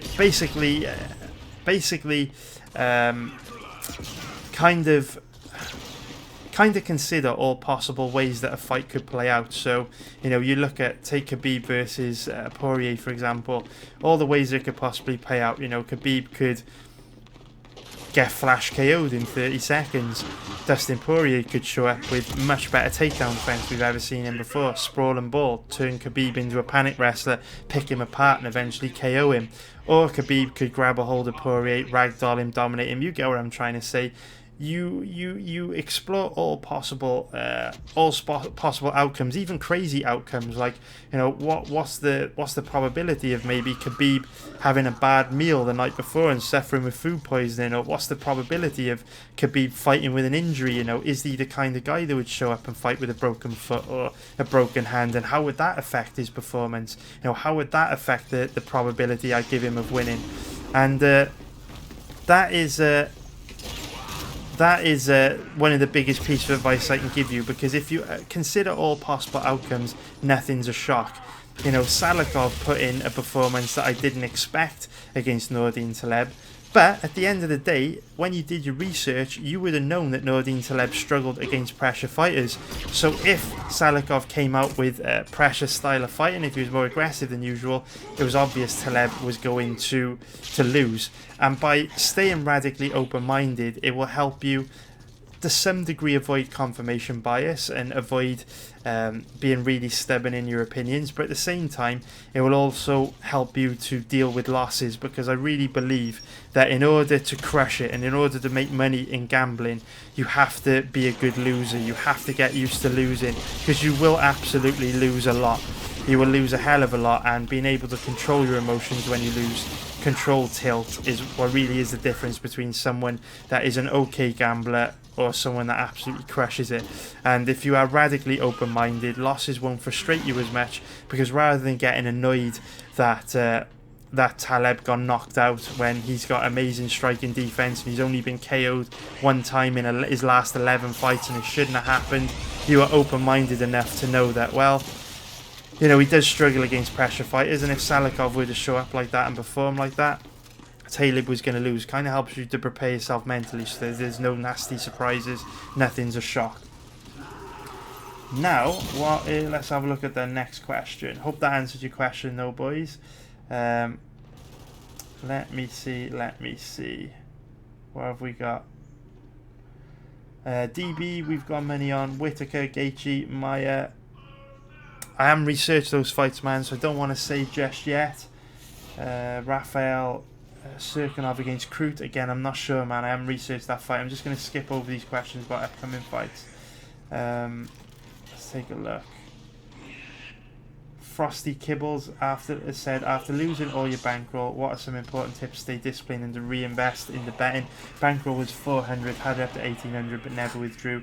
Regretting that now. So it sounds like, Frosty, you've basically lost everything, mate. And you know, at the end of the day, people will belittle you. People will make fun of you. People will call you an idiot for losing all your money. But at the end of the day, mate, the best way to learn is through pain and through making mistakes. You know, personally, the way I learn best is by fucking up and hating myself and never wanting to do it again. So you have lost, you got up to $1,800 or £1,800. You've lost everything, but it's no big deal, man. It's a lot of money, but you got it. You got 400 up to 1,800 before. You can do it again, mate. It's absolutely achievable. So don't be too harsh on yourself. But it is really important to remember the pain you felt when you lost all that money, because it is the pain that will help you learn from your mistakes. And it's important to go back and look at what you did wrong so that it never happens again.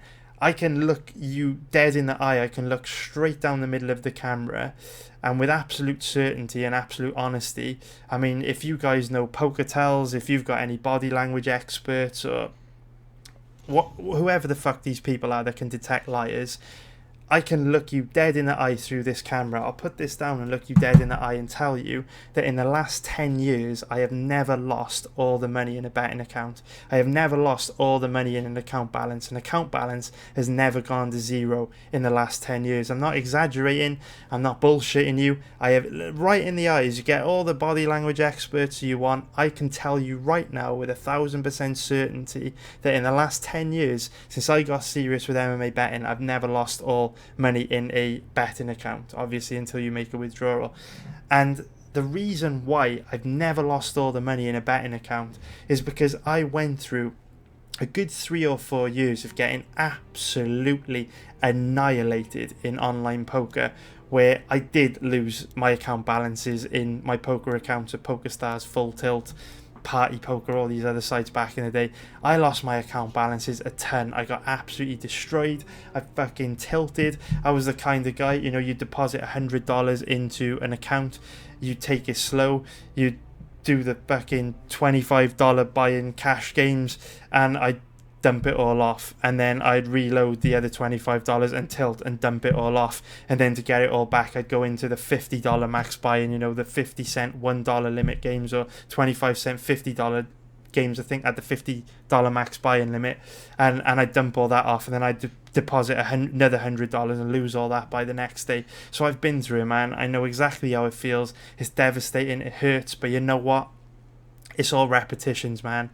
It is reps, it is reps, it is reps. And the more pain you feel from doing things like that, the less likely you are to do it in the future. So learn from your mistakes, man. If you placed too big bets last time, you know, if you were betting too big a stakes, take it way down.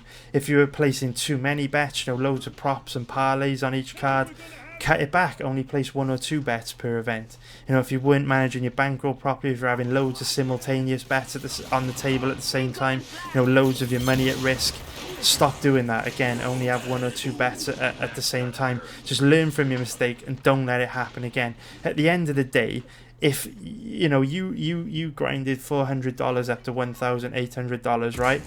If you learn from that and go on to absolutely crush it and make a living from gambling, or a nice side income from gambling, and you know it helps you to actually do a career that you love, being a professional gambler or having a side income, then that was a good price to pay. You know, $1,800 to get that kind of experience and develop that kind of mindset from the pain you felt. I'd pay that. That's a pretty good deal. Couldn't get that kind of experience from a training course or a college degree.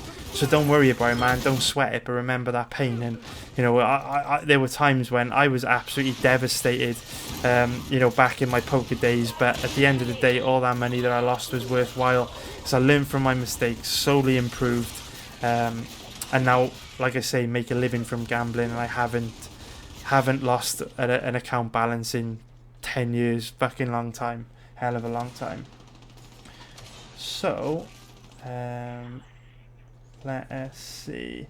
So Lexia has said, you think I intentionally don't finish videos to basically stitch people up and get money out of them. So let's talk a little bit about that, because I do take a lot of shit about this in the comments. So yeah, I got a lot to say in this. You'll probably notice that when people do say this kind of stuff in the comment section, I do get a little bit pissed off and quite snappy with people. So if I have snapped at you, I do apologise. I don't mean to be. I need to get better at constructive criticism, I guess. Better at people questioning my motives. But I guess I just get frustrated at times because I don't think people realise what work actually goes into producing the kind of videos that I produce. You know, if you look at most of the other guys that put out predictions videos and picks on YouTube, there's 100 guys out there. No one's going into as much depth as I do. And the reason why no one goes into as much depth as I do is because it takes a fuckload of work to go into as much depth as I do. I am not exaggerating when I tell you that I spend 8 to 12 hours a day, sometimes longer on fight days. You're looking at 14 to 16 hours a day. But I spend at least 8 to 12 hours a day, 6 days a week, Monday to Saturday, in front of my computer, busting my fucking ass. I do not stop. When you're watching Netflix, I'm working. When you're playing video games, I'm working. When you're chilling with your son, your daughter, your wife, your girlfriend, I'm working. I don't spend any time with my family from Monday to Saturday. Don't do anything that I want to do from Monday to Saturday.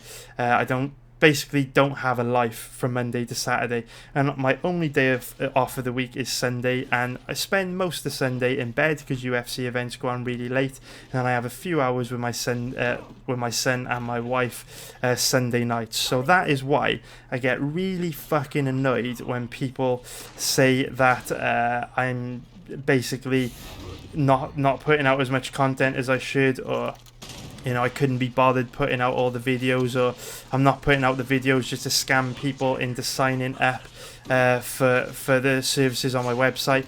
Don't know if you guys have noticed, but if you go back like through the last 50 videos that I've produced on YouTube, I don't think that I have ever mentioned the services that I offer on my website once. Don't think I've ever mentioned them. Certainly never asked anyone to sign up. Certainly have never mentioned them in my experience. So, you know, to say that I am only doing this to get people to sign up for my website is a bit of an insult. And the other thing that really annoys me is that instead of doing these videos, I could be doing something else. I could be playing video games. I could be watching Netflix. I could be going to the cinema. I could be having a meal with the family. But I don't. I take time out of my day to produce high quality content that you can hopefully use to make more money from betting on MMA. Now, unfortunately, like with fucking movies that are great and video games are great, you know, Grand Theft Auto 5 took 6 years to make and 500 people. You know, like great paintings and great art and great music, unfortunately, to produce quality shit that is head and shoulders above the other content that is available in its domain, that takes time. And unfortunately, these videos take a fuckload of time to make. So let me just walk you through what it actually takes to make a breakdown video that I put out. What the first stage is obviously the fight research.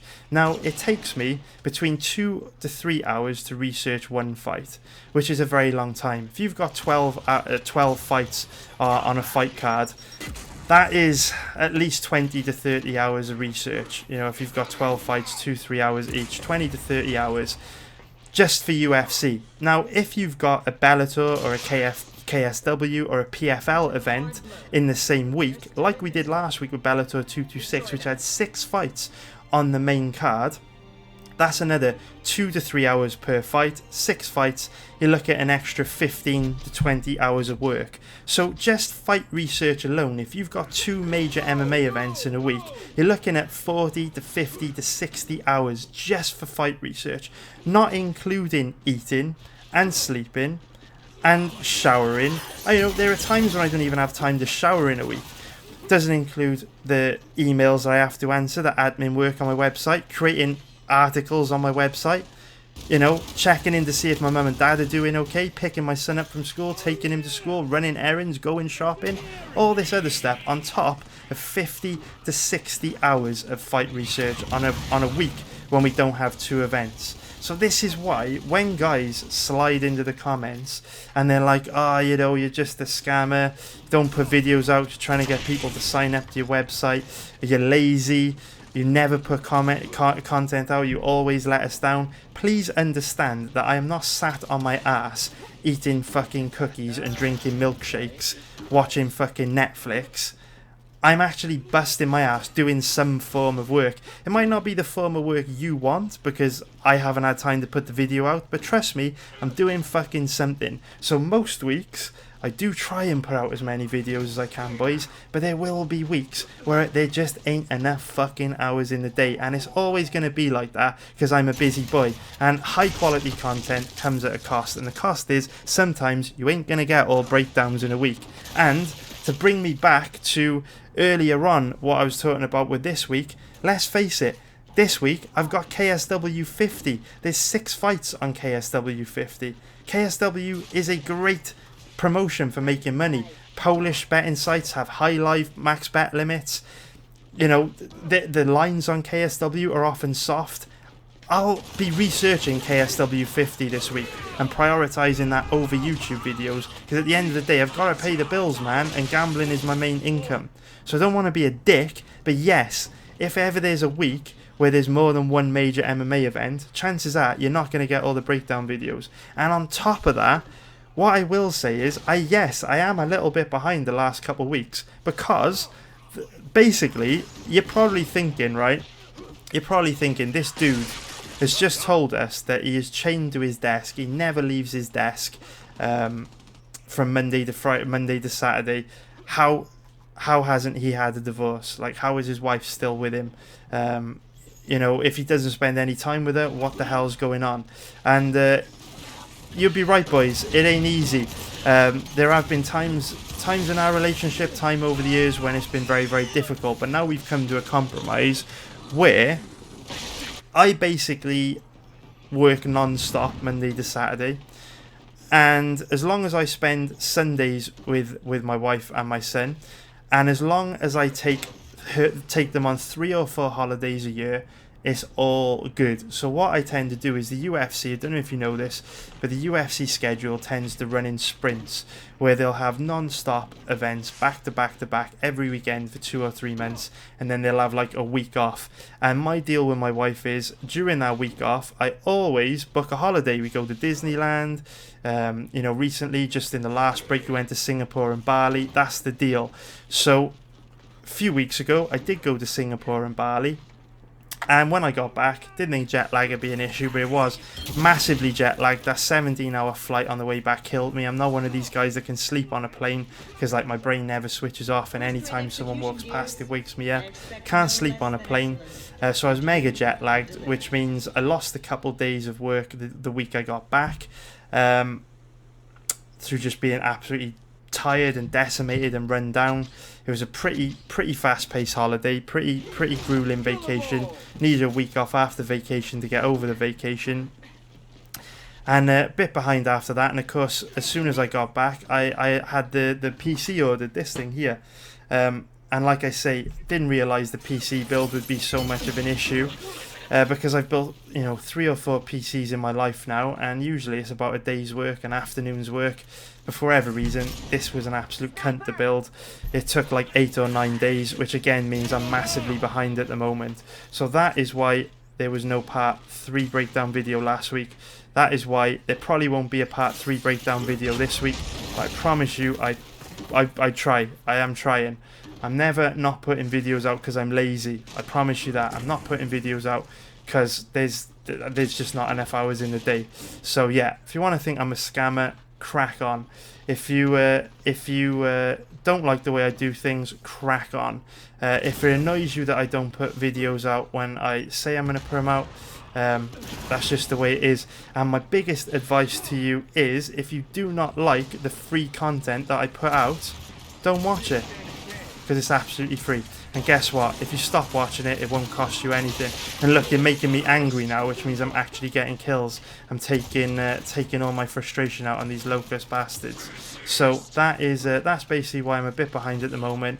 And we haven't had as many videos you'd expect. And the reason why I am doing this kind of video, the live Q&A with the gameplay footage, is basically because, as you guys know, when you set up a new PC, you move all your shit over from one PC to another. All your settings are fucked up. Your mic settings, your audio settings, your screen capture settings, everything's messed up.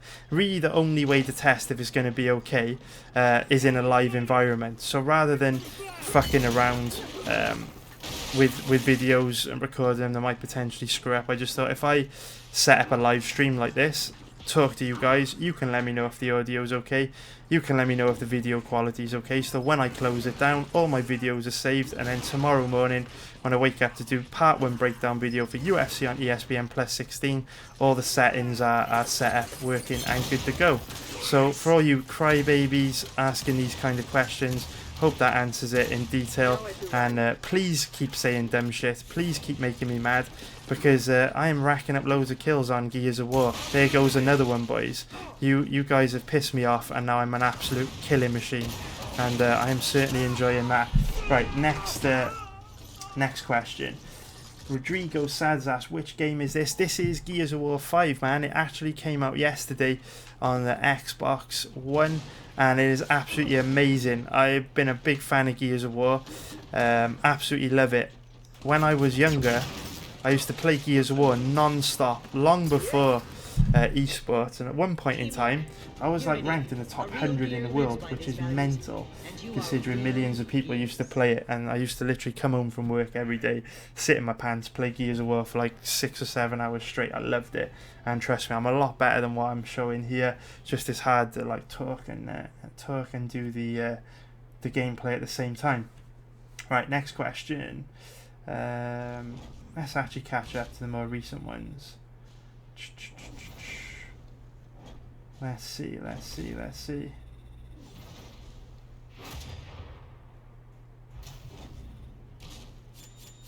I'm missing loads of comments, guys, because the YouTube interface for reading comments is terrible. So I know I'm missing loads, but it's because they whiz so fast and disappear. So Mac M has said, actually brings up a very good point. Very good point. So Mac M has said, once you research a fighter, it only takes 15 to 25 minutes the next time you research them. And I understand that you're trying to help me with that comment by basically saying, you know, why does it take you 2 to 3 hours to research every fight when, you know, if you've already researched a fighter before, surely you don't need to go back over all ground. That's like duplicating work. Surely you can like save yourself loads of time.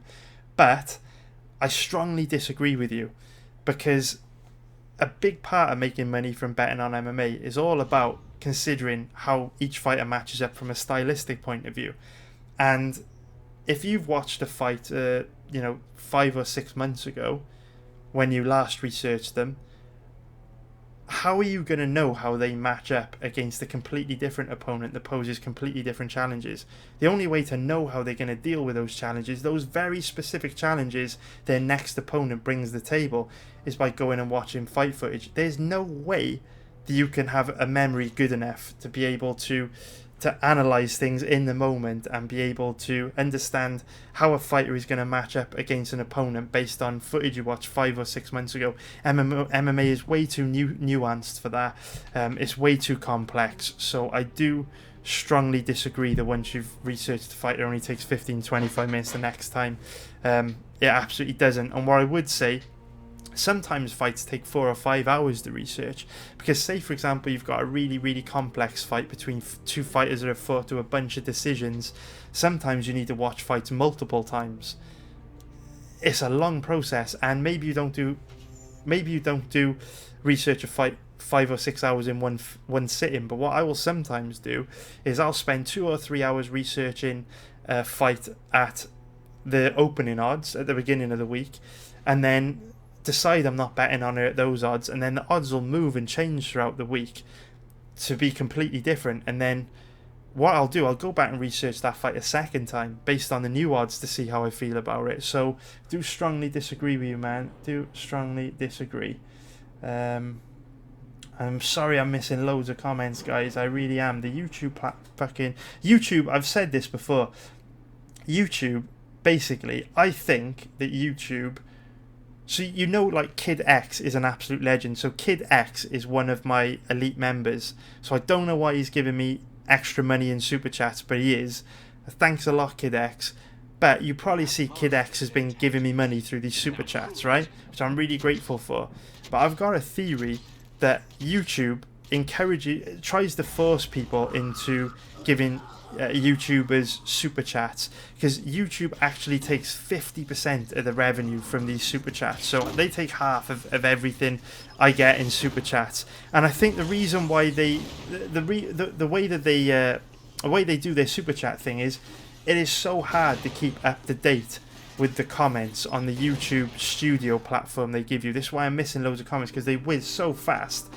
But they basically have this section in the YouTube studio where they highlight super chats. They make them like big in your area and you can't miss them. They're under this box called viewer activity. And I basically think they try and kind of like bait people into giving super chats, because they make money, and they know that you can't really miss super chats because they're in the back end in the studio software, like clear and easy to see, whereas they make the other comments go so fast it's easy to miss them. And so I am sorry I'm missing your comments, but the YouTube platform for actually keeping up with comments is shit. It's absolutely shit. So Blue FM has said, really, thanks a lot, Blue FM. I appreciate that, man. I really appreciate it. Really appreciate it, man. Thanks a lot for the kind words, mate.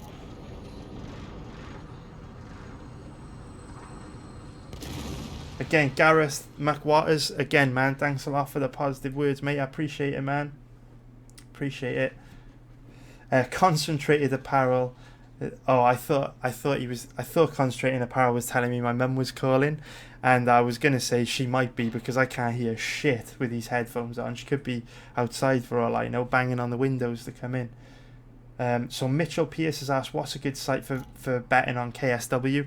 So the best two sites for betting KSW, I actually show you right now. Oh, I might be logged in. I don't want them to know my account names because then they might ban me. And it's a very bad time to get banned on these sites because obviously we have got a big KSW event this weekend. So I definitely don't want my account closed. But the best two sites for KSW betting, switch this over. Boom, there we go. STS Bet. If you've ever watched the KSW event, you'll recognise the STS logo because they sponsor loads of fighters and they have their sponsor branding in the KSW cage. And the other site to use is LVBet. So lvbet.com, STS Bet. I believe it's .pl, I think, but I'm on the British site, .co.uk. It's geo-targeted though, so if you go to like stsbet.pl or stsbet.com, it'll redirect you to the STS site for your country. And yeah, those are the best two sites for betting on KSW. They also have live betting on KSW with pretty good limits. In actual fact, their max bet limits on KSW events are higher than their max bet limits on the UFC, which is mad, but it is why I do love them. And it is also why I'm so busy this week, because it's super important to research KSW because the live bet and max bet limits are amazing on KSW, so you can make a lot of money live betting it.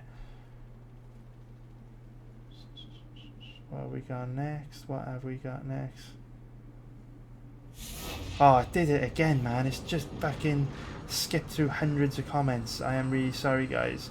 Someone's asking for a game change. What game do you want me to play, boys? I'll check something else on if you want me to keep going. Unless I'm boring you, and then I won't keep going. Let me know if you want me to change game. I've got Xbox Game Pass, so I can switch game to anything on there. There's supposed to be over 100 games. In fact, you know what I will do? I will, if we go back to the home, I'll actually go on to Xbox Game Pass, and you can pick a game out yourselves. I've not actually really used this yet because I don't play many video games, but should we have most popular? I can play any of these on Game Pass. Let me know, guys. I'll just flick through, except for Blair Witch because I don't want to piss my pants on the video. I'm not good with scary games. Oh, can you actually? Yeah, okay, so I'll just flick through these. Let me know what you want me to put on, boys.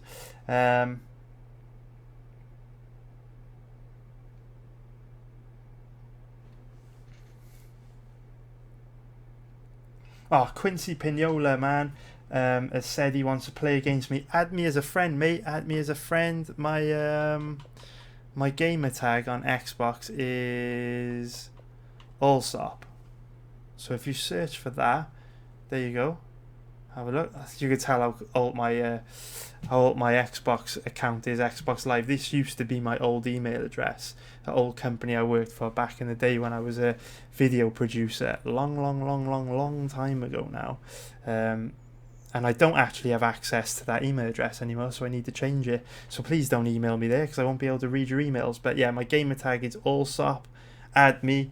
Play some games. Who knows, man? Could even do these Q&As with you guys. Like, we could play games, like a group of us, and do some Q&A in. That would be pretty cool. Maybe we could do like a podcast while playing games. Something like that would be pretty damn cool. If this runs okay. I don't even know if this is running okay. It might look like total shit. Never streamed a game before. Back in here, what else have we got?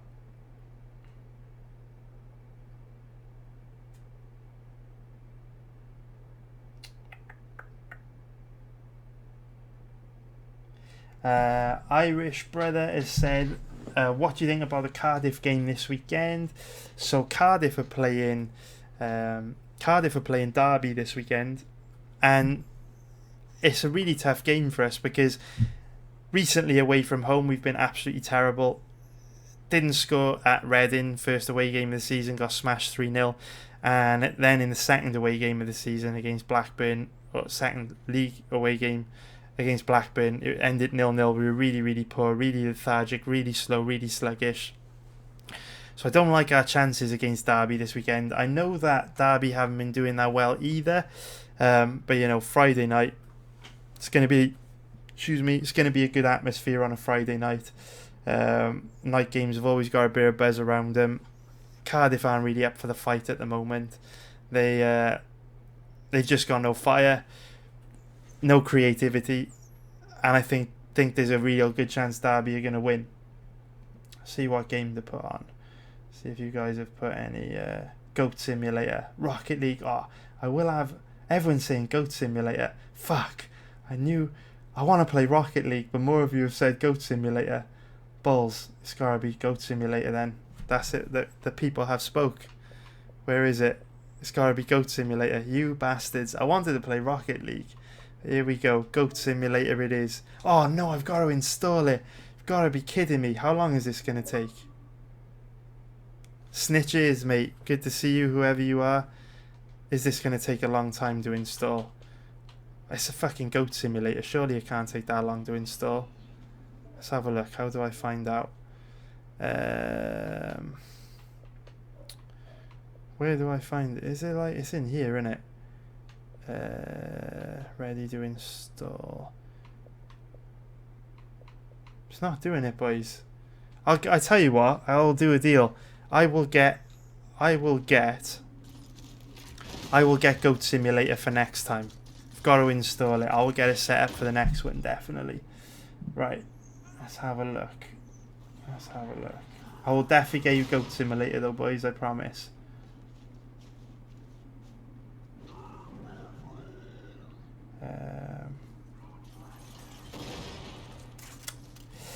So Mark Horn has said maybe you should specialise on one type of fight like mismatches. To be honest, dude, what I would say is, number one, how do you know they're going to be a mismatch without researching them? And number two, it's hard enough to find one solid bet on an entire card without trying to cherry pick which fights you research. So I don't think I would do that great if I cherry pick fights. I think the thing about making money from MMA is it's not easy to make money gambling. You know, essentially you're competing against multinational, multi-million-dollar companies, and it's going to be difficult. You know, making money from gambling is incredibly hard, and that's okay. It's going to take a lot of work. I'm comfortable with it. I do love my life. I'm not complaining at all. I absolutely love my life. I would not change it for the world. The only thing that I hated more than working hard is working hard doing a job that I hated, and I absolutely hated the day job I had before I worked as a pro gambler. So I don't complain. What I don't like is people giving me shit for not putting out content when I try really fucking hard to put out content. Let's see. Oh, we are getting a little bit of lag here. Right,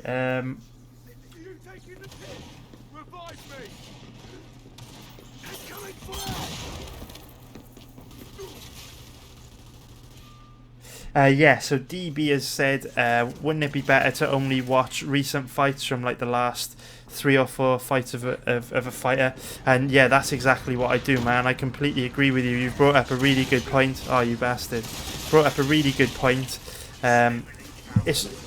It doesn't make sense to, you know, research fights from 3 or 4 years ago, because fighters are constantly improving. So by the time you've watched those fights, all the stuff you've seen is old and it's irrelevant and it can't be used anymore. So yeah, I only researched the last 3 or 4 fights, but even then it's still super duper time consuming. Even just to do the last 3 or 5, you know, if you imagine if both fighters are decision machines, they've both fought, you know, to maybe a decision in their last 3 fights, that's 45 minutes each. That's an hour and a half just on the 2 fighters' fight research. If you only do 3 fights, then you've got to check their social media profiles, then you've actually got to put thought into it. You know, then you've got to do like Google searches to find out if they've had any injuries coming into the fight, then you've got to watch fight week interviews to see what they've been saying to the MMA media, if there's any red flags there. You've got to watch weigh-ins. It is a lengthy process, man. What have we got? So I won't talk about any upcoming fights, boys, just because I haven't researched them yet.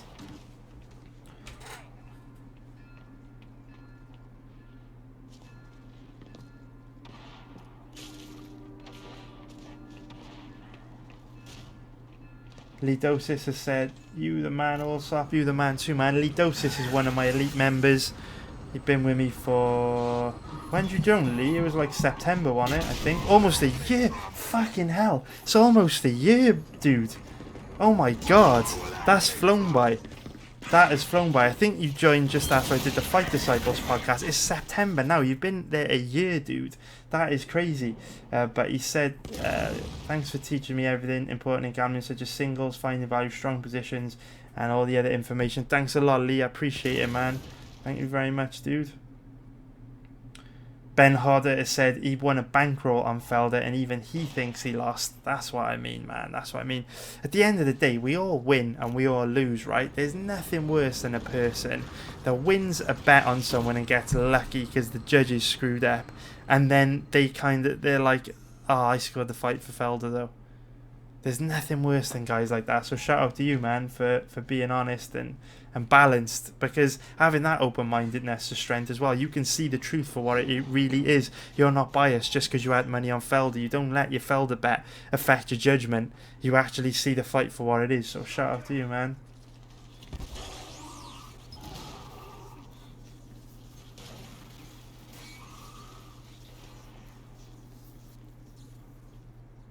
Jason Perry said, I won $20 on Bail on Mohammed. Wish I would have bet more. Yeah, well, you probably would have had to have bet a lot of money to get that. What would you have to bet? Like $100? $90? Something like that to get $20 back? He's a big favourite. Guys, a lot of people are talking about the Masvidal-Diaz fight. And I do have a strong opinion on that fight. What I would say is, I don't want to talk about that fight now, because the max bet limits on that fight are going to be really, really low. And if I talk about that fight now, while the max bet limits and the liquidity is really low, that might actually affect the odds in a big way if I were to talk about it. So I do have a strong opinion on that fight. We will be betting that fight, boys. We will 100% be betting that fight as long as the odds don't get too crazy from where they are now. But I don't want to say how I think it'll play out. And I don't want to say who I'm betting yet, because I don't want it to affect the odds until liquidity improves. Like, I'm not betting that fight yet because the max bet limits are tiny. You gotta wait until, look at these two jabronis by here. You've got to wait until the oh no,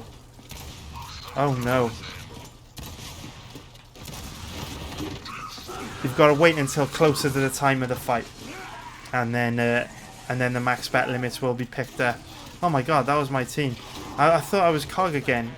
I can't do this multitasking thing. I'm a man. I need to start multitasking. But yes, let's have a look. Let's have a look. Yeah, the max bet limits are too low to start talking about that fight yet. We don't want to fuck the odds for everyone. I'll do Rocket League next, and then I'll get Rocket League and Goat Simulator, and we'll do a couple videos soon for Rocket League and Goat Simulator.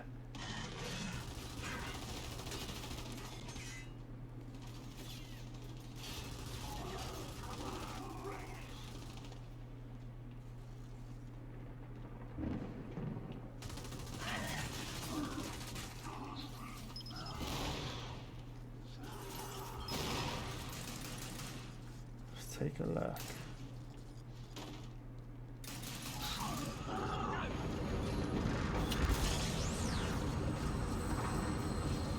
Boys, what I will say is, if we really want to get this gaming thing going, I didn't think you'd like this, boys. Honestly, I honestly thought you would all tell me to turn the goddamn game off and start focusing on fights. I didn't think you'd be up for this. But if you do want like more gaming type stuff, as well as MMA, and you really should we do that gaming podcast type thing where maybe I could add you all as friends, and like 4 or 5 of us could have a game or something, and we'll just talk about gambling and MMA while we're playing games. If you guys want to see that, we'll do it. And if you do, don't worry, because I've got an Xbox, I've also got a PlayStation, and I've got a PC. because I've just seen some people in the comments say that they don't have an Xbox and they wanted to play with me, but that's no worries, man, because I got a PlayStation and also a PC. So what we could just do, we could rotate. Like 1 week we could do Xbox, the next week PS4, the next week PC. So if you do want to play games with me, don't want to sound gay or anything, if you do want to play games, man, leave a comment below with your gamer tag, and I'll add you, or you add me, and we'll get this gaming and gambling podcasty type thing going on. Maybe like we can pick new people every week, and 4 or 5 of us will just have a game or something, talk about upcoming fights, talk about gambling. Could be pretty cool. Let me know if anyone fancies doing that. And everyone wants Rocket League or Goat Simulator, so I'll have to get those games after this. I'll get them installed as soon as we're done with this. So that's interesting. So Michael Juan actually just brought up another good point. So Michael Juan said that it sounds like I won't have time to do the football video. That's not actually true. So last week a lot of people got pissed off.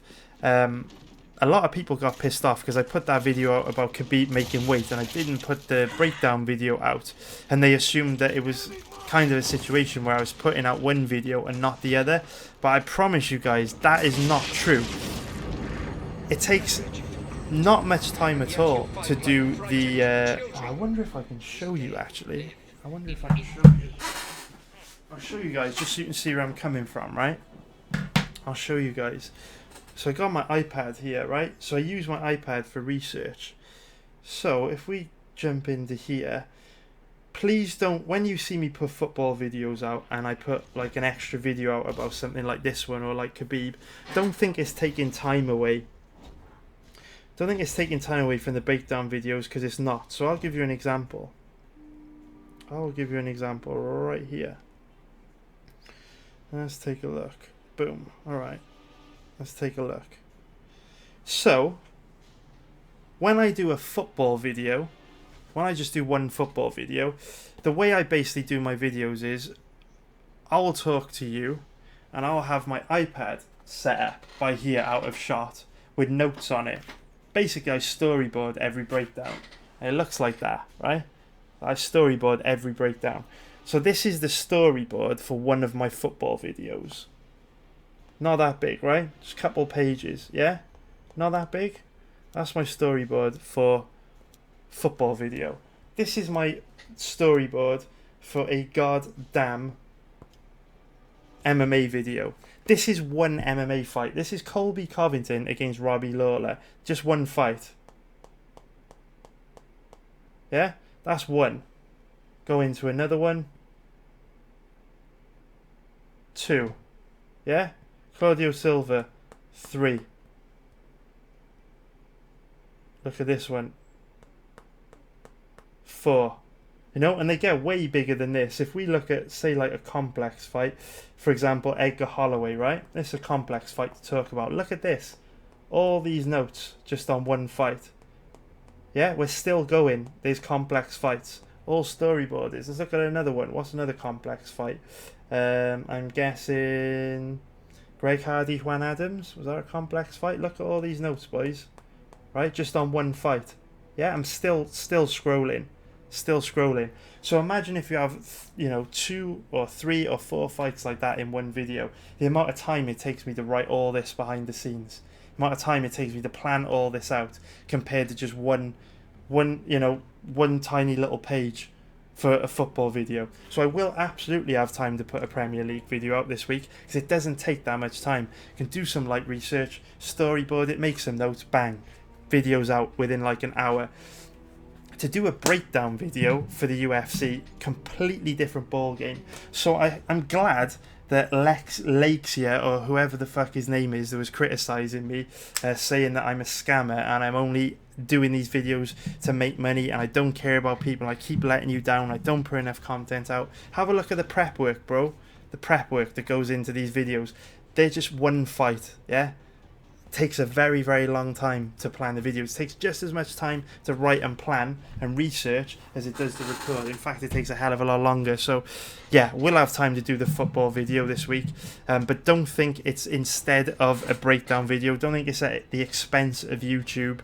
Sorry, don't think it's at the expense of the UFC.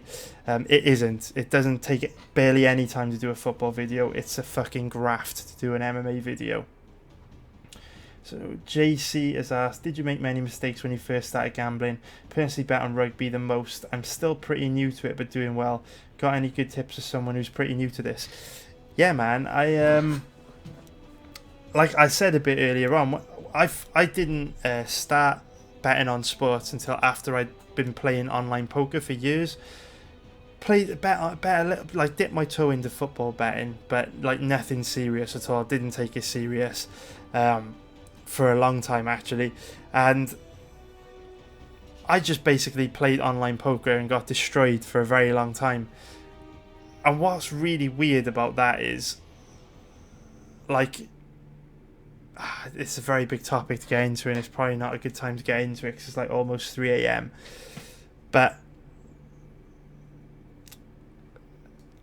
this is maybe hard for you to believe, but I started out my gambling years playing online poker. Never really played anything else. Never played any casino games. Still haven't to this day played any other casino games. Didn't bet on sports. Nothing. It was all online poker.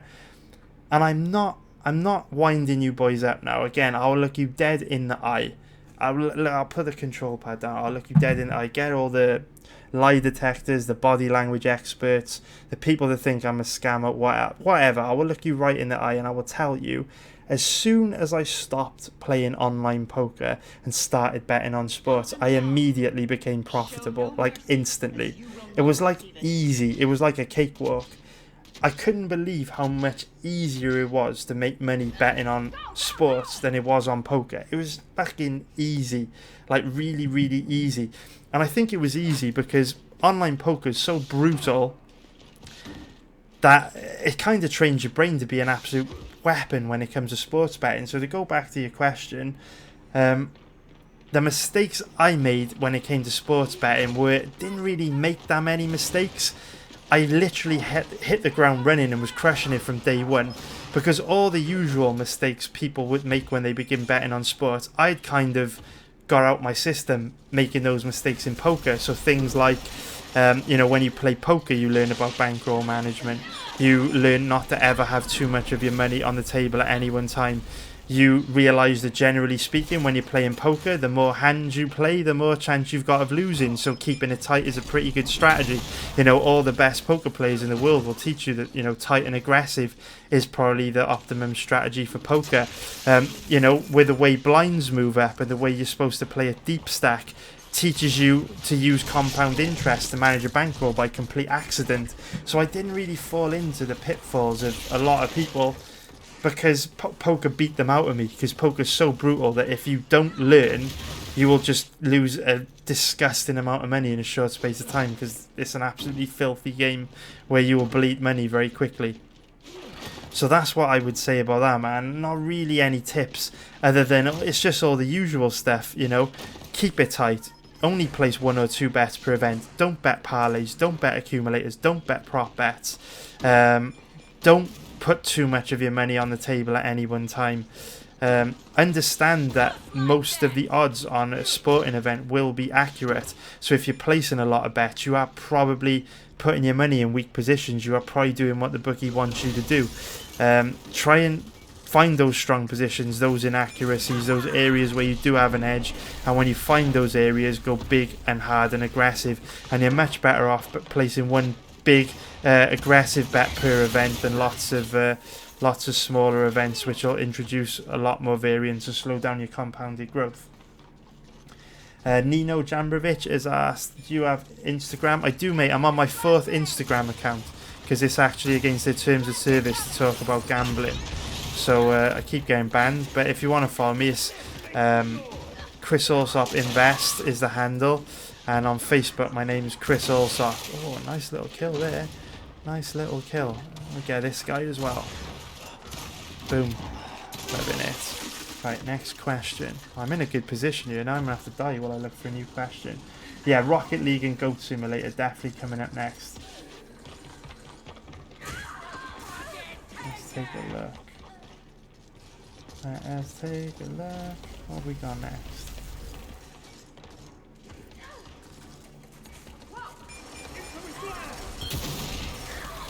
Goat Simulator's coming, boys. Don't worry, it is coming. It is coming.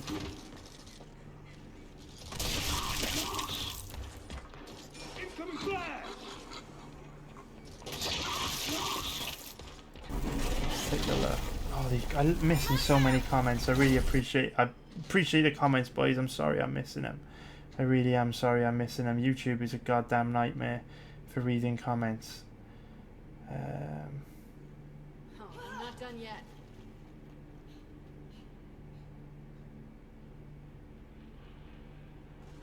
Oh, my PSN ID, boys, is I will type it on so it makes sense.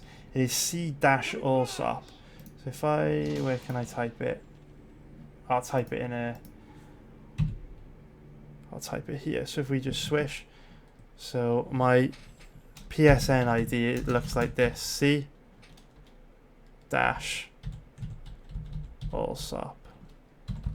That's my if you put that in on that's my PlayStation Network ID. If you want to add me on there, boys. A stunning victory. Those gears who walked before you would be proud.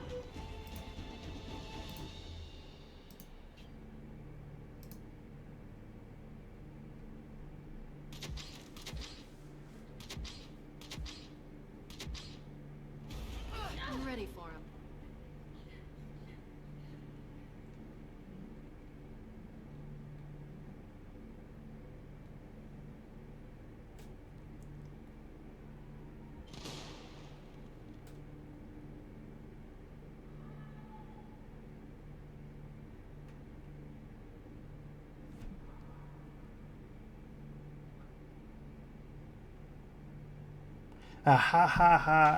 As said, would you bet on esports? You know what, man? Esports, I don't know anything about esports. I'm not really in the loop of video games anymore. I like to play them, but honestly, like, this is the first time I played video games in a long time. I never get to play them, so I don't know like much about the games that are out that people are big on esports at the moment. Don't know anything about the teams, but what I will say is I think that in any new sport, people are still learning, right? Like, I think one of the reasons why MMA is a sport that so many people make money on is because it's only been around for 25 years, whereas football has been around for like 100 years. I think there's probably loads of opportunities to make money in esports just because it's not that old. You know, it hasn't been around that long. The games are changing all the time. So, I mean, if the games are changing all the time, how are the bookies accurately capping these different games and building a big knowledge base? I reckon there's loads of opportunities. So yeah, I would definitely bet esports. I just don't have as much time to look into it. And this goes back a little bit to what I was saying, right? Where I was saying, you know, if I was just starting out, I would focus on a different sport like football for higher liquidity. If you really only care about gambling and making money, you don't care about MMA, go into esports instead of MMA. There's probably so much more opportunity there than MMA, with esports being so new. I reckon you can make loads more cash. Let's see what we have got now. Next one.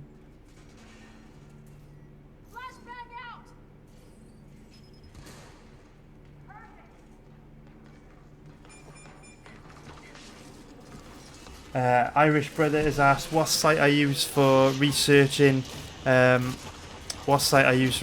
football. So the two sites that I like to use, I screwed up there, boys. I was trying to change something. The two main sites that I use for researching football. The first one is FlashScore, because I think it's a really good site to like look at recent form for teams and stuff. They cover like every league in the world. It's insane. So flashscore.com for looking at recent form and league standings and things like that. And then the other site I use for stats is actually fantasyfootballscout.co.uk, because you get access to all the Opta data. So Opta are kind of like the company that come up with all the stats for the Premier League. And you can literally, like, they've got an incredible amount of depth there. You can basically pull up stats on anything to do with the Premier League. So I use fantasyfootballscout.co.uk because for like £12 a month you get access to the entire Opta stats database, which is an absolute bargain. So I'm guessing if you wanted to buy access to it yourself, it probably cost thousands if they would even sell access to you in the first place. So those are my two main resources.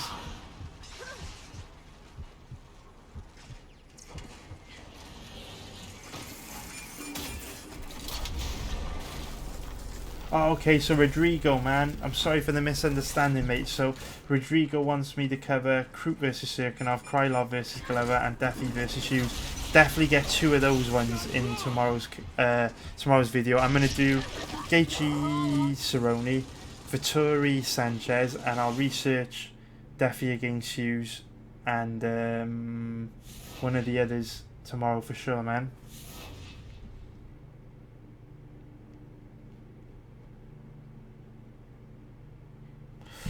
So Tom F has brought up something that's quite interesting, right? Tom F has brought something up that's quite interesting, okay? Now, this may... I need to be careful the way I word this, because I don't want you in any way to think I'm trying to sell you something, because I don't. I don't want to sell you something. I don't care about selling you anything, to be honest. But I want to talk about this, what I'm about to say. Oh, I can sneak up on this geezer. Boom. Boom. Lovely. What I'm about to say is a bit of a life lesson as well, and it's something that I've learned as I got older. And it is all about risk to reward ratio. Very, very important. It also helps with gambling. So Tom F has basically said, don't pay a tout for betting advice, learn and bet yourself. Very interesting thing to say. So first of all, I fucking hate the word tout. It is like an American word. It is a word that people use to describe people that sell betting information, which I fucking hate, really. I really don't like the word tout because it means something else in the UK, and it's just got a bit of a nasty undertone to it. The way I look at things is I pump out fucking hours of free content every week, and if you want to pay me $20 a month to say thank you, then you can do on my website. Now, that's not asking you to do that. I'm not trying to sell you anything. But that's why the tout thing does bother me a little bit, because I produce so much content for people and they still complain that I'm trying to take money out of them when I give you so much stuff online, like more than you will actually get if you sign up to my website. So that's what bugs me a little bit. But that's not what I want to focus on with Tom's comment. I actually want to focus on his mindset, which I think is a really bad mindset to have. So Tom F has said, don't pay touts for picks, learn and bet yourself. So if you think about what that means, right? Basically, I've got a long proven history of making money betting on MMA. If you go to my website, MMABettingTips.com, roll the mouse over where it says resources in the nav bar and click the results page, or you go to MMABettingTips.com/results, you can see clearly documented over the last 5 years, I have made a profit betting on MMA. It's undisputable. And there's a bunch of people that'll be like, oh, you know, you could have just made it up, blah, blah, blah, blah, blah. If you go on my website any time of day, roll the mouse over the community tab, go to chat room, go into the chat room or MMABettingTips.com/chat-room, you will find 20 to 30 people online every single day, 24 hours a day, discussing fights and gambling and other stuff. Last week we were having a heated debate about Kim Kardashian. Talk about all kinds of shit on there. Anything. Every single day. 20 or 30 of us chatting about fights. And it's been like that for years. It's been like that for like 3 or 4 years now since I had added the chat room. So if you think that I am fucking with those results when 20 to 30 people every day come to the chat room to talk about random shit and they don't hold me accountable to it or pull me up on it or even mention it, then you're crazy. So the point I'm trying to make is, it is absolutely undeniably proven that I have made a profit betting on MMA over the last 5 years. It is undeniable. The evidence is there. So for $19.99 a month, for $20 a month, you get to see the exact bets that someone is placing who earns tens and tens and tens of thousands of pounds a year profit from betting on MMA. For $20 a month, you get to see the exact bets and analysis from someone that literally does this shit for a living, that earns tens of thousands doing this for $20 a month. Do you have any idea how much of a good deal that is? But I'm not talking about this in the context of me. I am not talking about this in the context of me at all.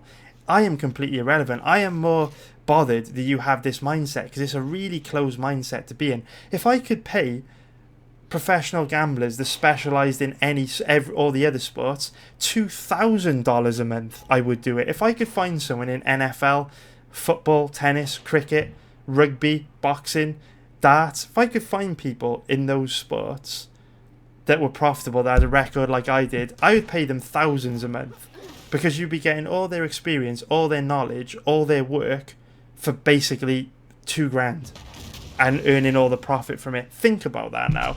You're hiring me as your slave for $20 a month. Let's be real. So if I could find other people, I would absolutely pay it. And I'm still looking. I haven't found anyone yet, but I'm still looking.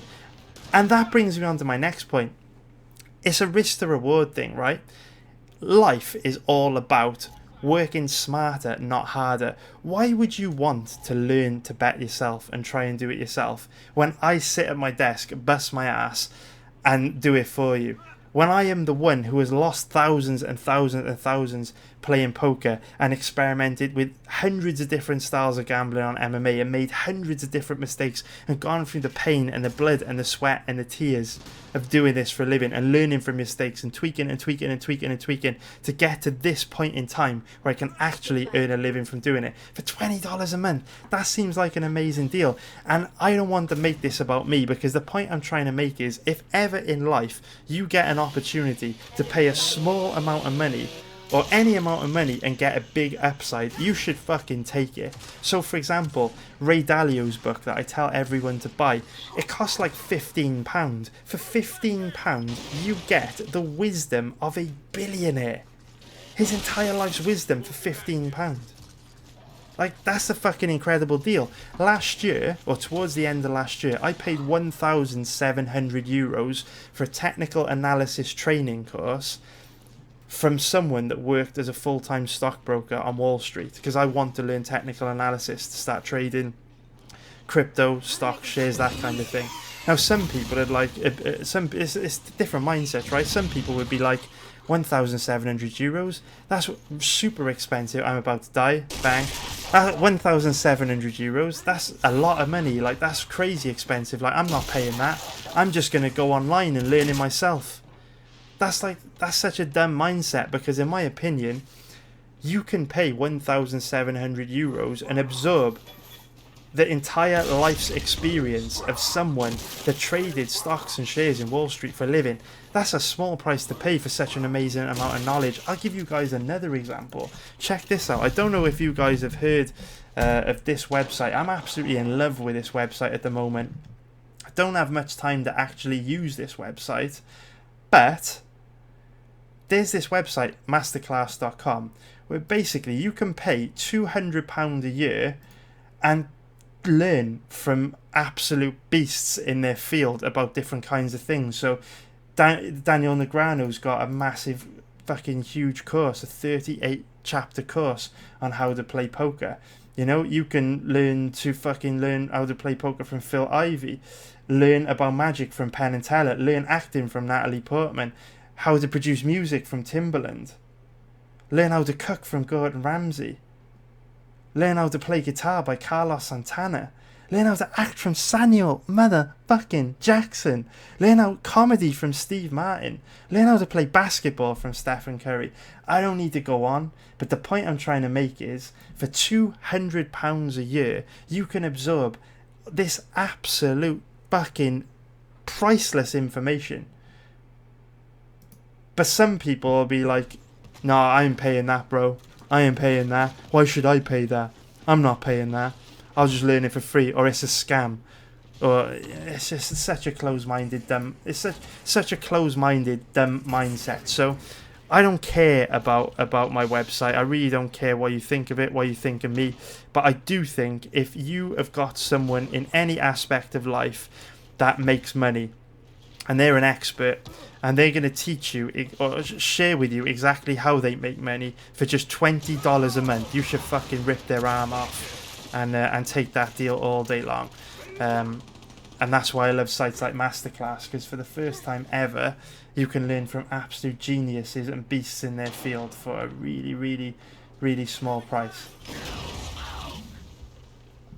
So George Gutierrez, oh, thanks for the super chat, George. I really appreciate it, man. So George Gutierrez has advised, has asked, what's my opinion on bonus rollovers? So I think bonus rollovers are great when you're first starting out, man.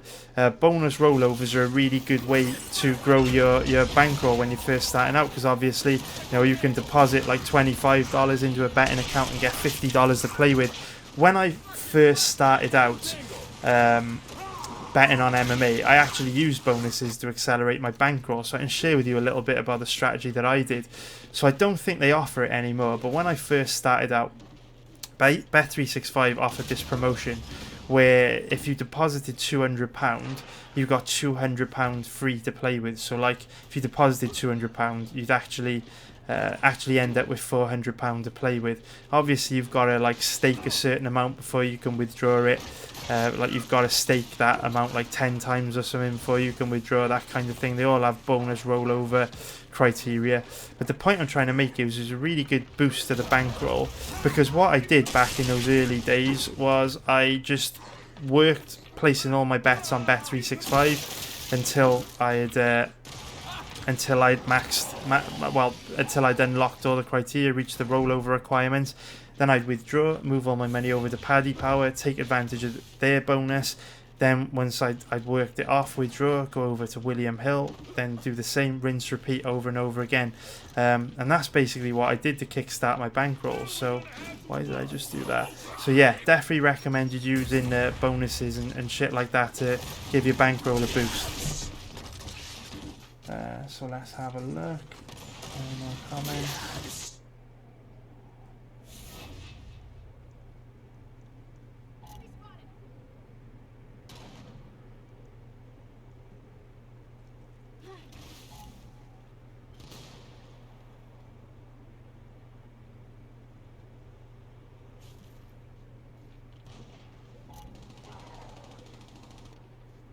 Take a look. Any more comments? I hate how every now and again it jumps ahead really, really far, and then I have to kind of work out where I was before and scroll back up. So goddamn annoying. So Doja has asked about stats for other leagues. I only bet on the Premier League, man, just because I like to be hyper specific. So I don't know where to find stats for other leagues, but fantasyfootballscout.co.uk is amazing for the Premier League.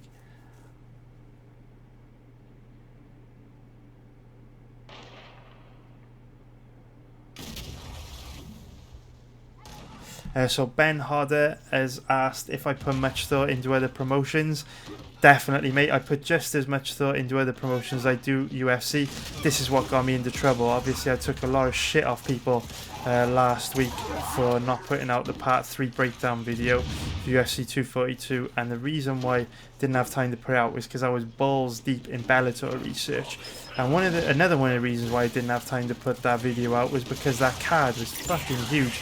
Normally Bellator only have 4 fights on the main card, but on this card they had 6, and there was a bunch of decisionators on the card as well. So didn't have much spare time last week with Bellator and UFC.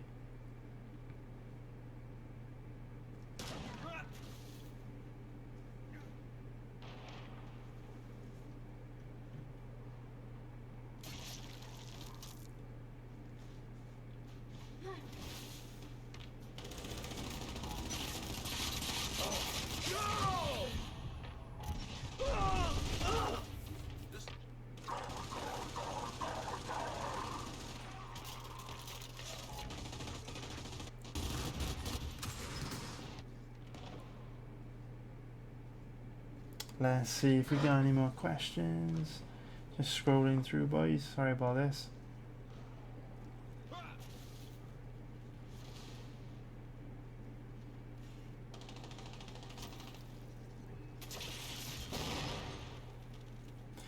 So Adrian on Anto Maguire, man. So Adrian's asked what job I did before I became a professional gambler.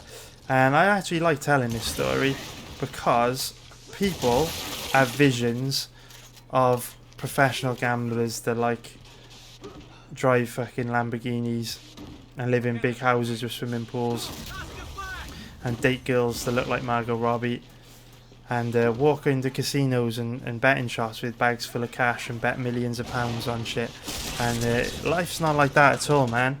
So I do like telling this story because, like anything in life, things don't happen overnight. Who was it? I think it was Kano, the British rapper, that said, it took me, I don't know, it's a famous quote, but I'm not saying I'm successful or anything, but I love the quote where it's like, it took me like 10 years to become an overnight success or something like that. I'm not a success, but the point behind the quote is good in that you don't just pop up overnight and are good at something. It takes a long time to get there. So the jobs that I've done, when I was 16, I worked for a big company in the UK, big supermarket. They're like the equivalent of Walmart. So our Walmart in the UK is called Tesco. They're quite a big company. And when I was a kid doing my GCSEs in school, my exams, I was like 16 years old. I was working part-time in Tesco in the bakery. And at the same time, I was in university, which is like our college, doing a degree in business studies. And then one day I found that I was barely going into university because I was money hungry. So I was basically working full-time in Tesco when I should have been in uni, in the bakery, baking bread, baking cookies, doing all that kind of shit. And one day my manager was like, he was a pretty cool guy. Name was Anthony, great guy. He said, what do you want to be when you grow up? And he was being serious. Obviously, when you're a young person, you're thinking about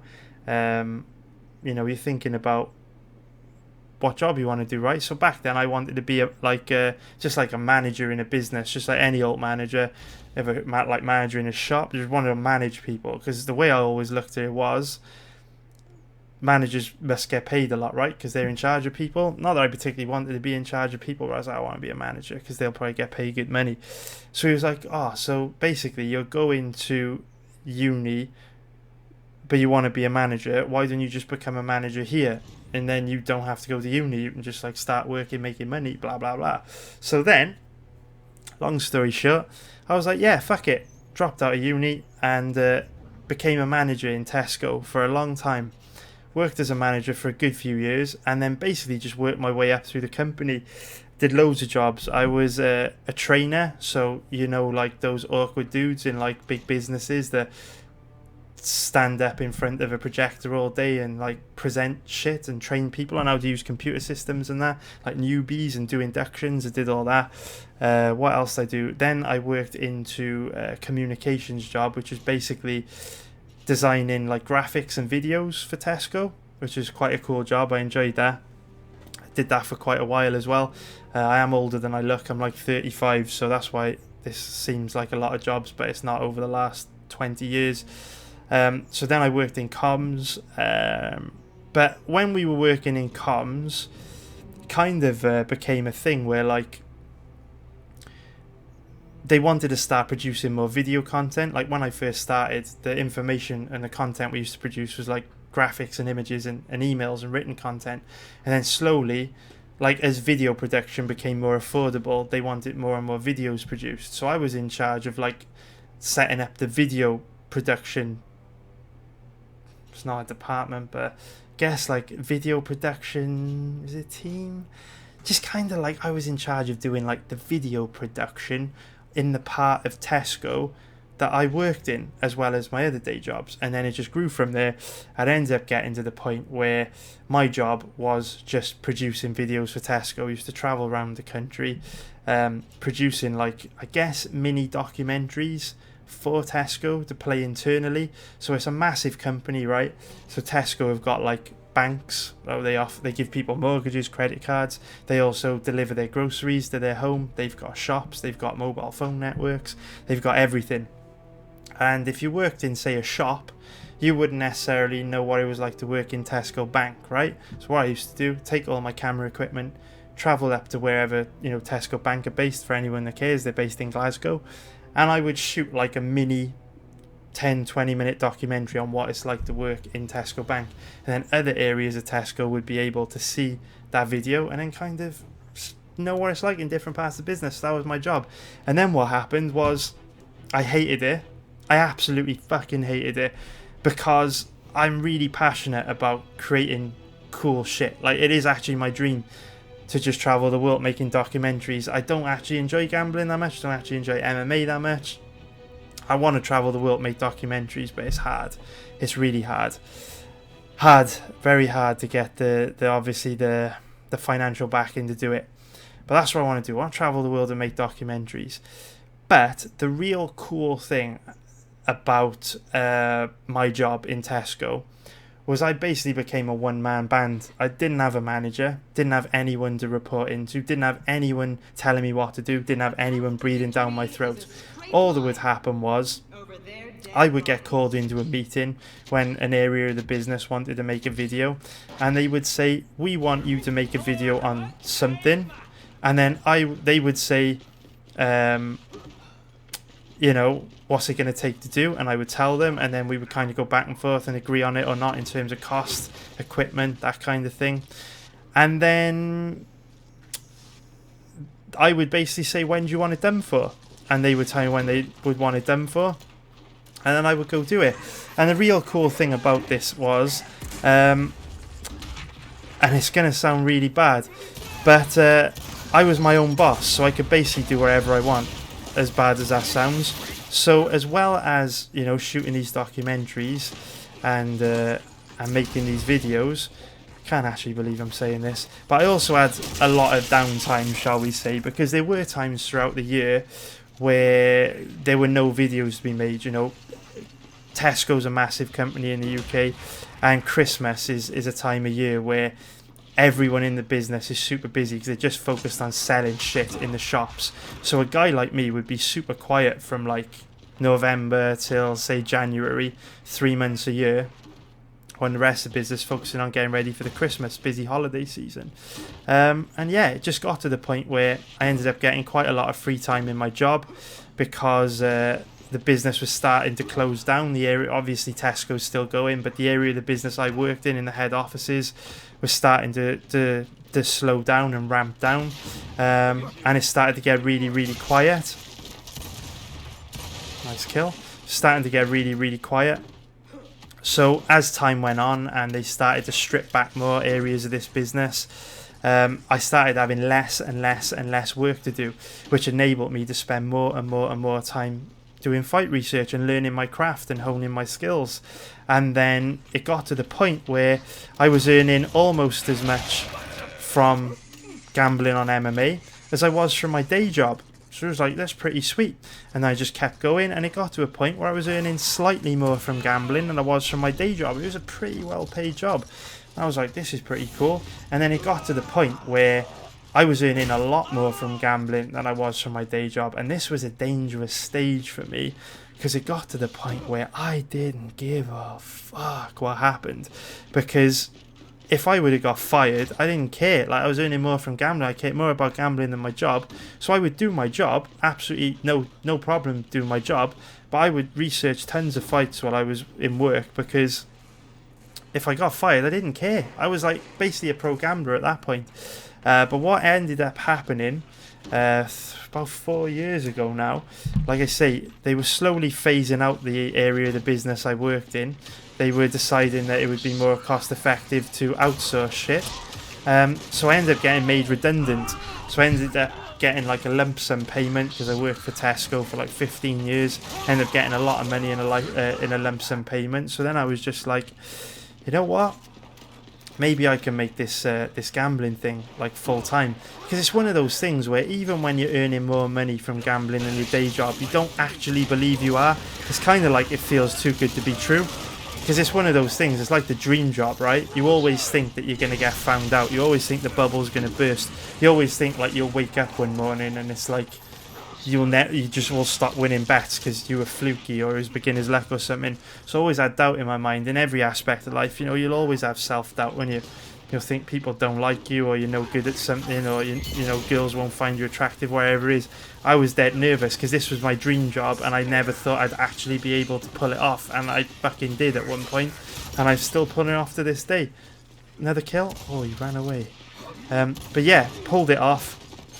But the beautiful thing for me was I was able to transition slowly.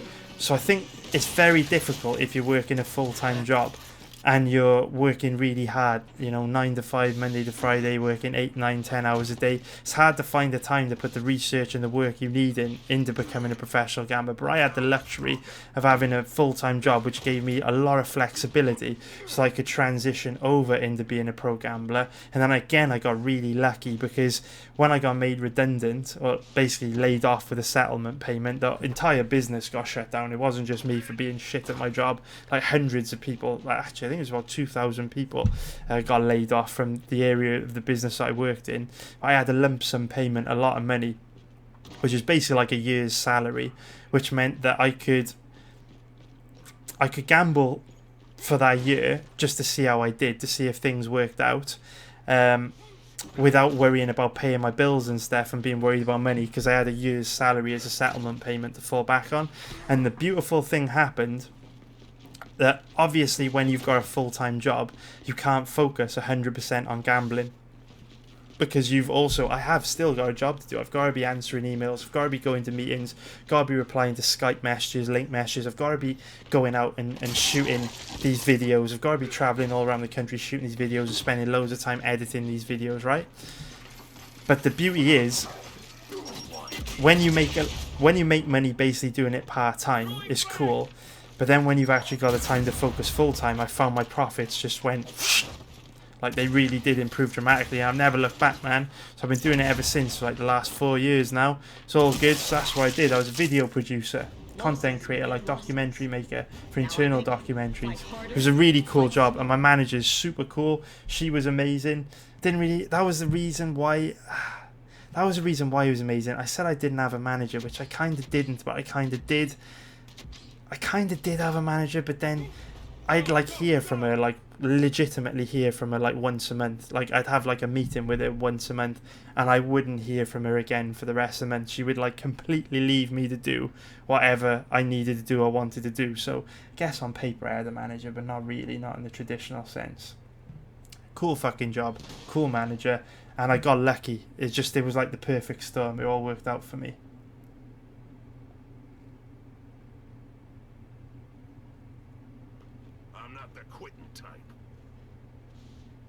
So DB's brought up a good point. So he said, with someone... Oh, I'm going to have to get offline in a minute as well, guys. It's like 3 a.m. But we'll take a few more questions.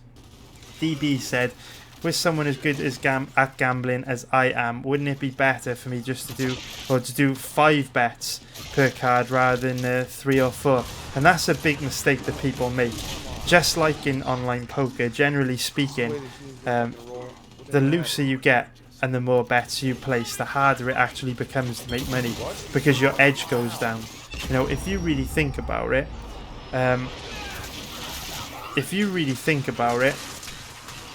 like I always say, betting sites are multinational, multi-million-dollar companies.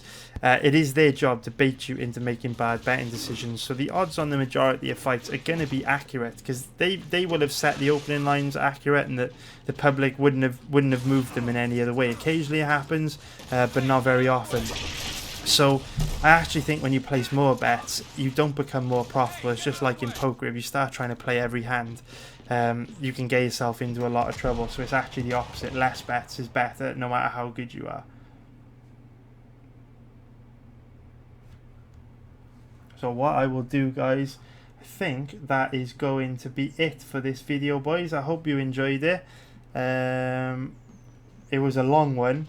I'm going to go back now, listen to the sound and everything, listen to the picture, iron everything out, sort out any technical issues that I might have, and then I will get everything tweaked from how this stream looked. and I will get part 1 breakdown video out tomorrow morning. It'll probably be out a lot earlier than usual. I'm ready to record it. I will do it when I wake up. So nice one for this coming here, guys. Can't believe you watched me play games for like, how long did this go on for? Almost 3 hours. Can't believe you guys watched me play games for 3 hours. Sorry there haven't been as many videos out lately as usual, but now that this is built, I will be able to get videos out a lot more frequently and a lot faster. This thing's been holding me back literally since I started the channel up. So now that it's built, once this week's out the way, I am behind this week. We've got KSW. I've lost time sorting this out yesterday. But from next week, everything should be back to normal. Regular 2-3 breakdown videos a week. And yeah, take care everyone. Thanks for watching. Love you guys, and I will speak to you all very, very soon. Take care everyone.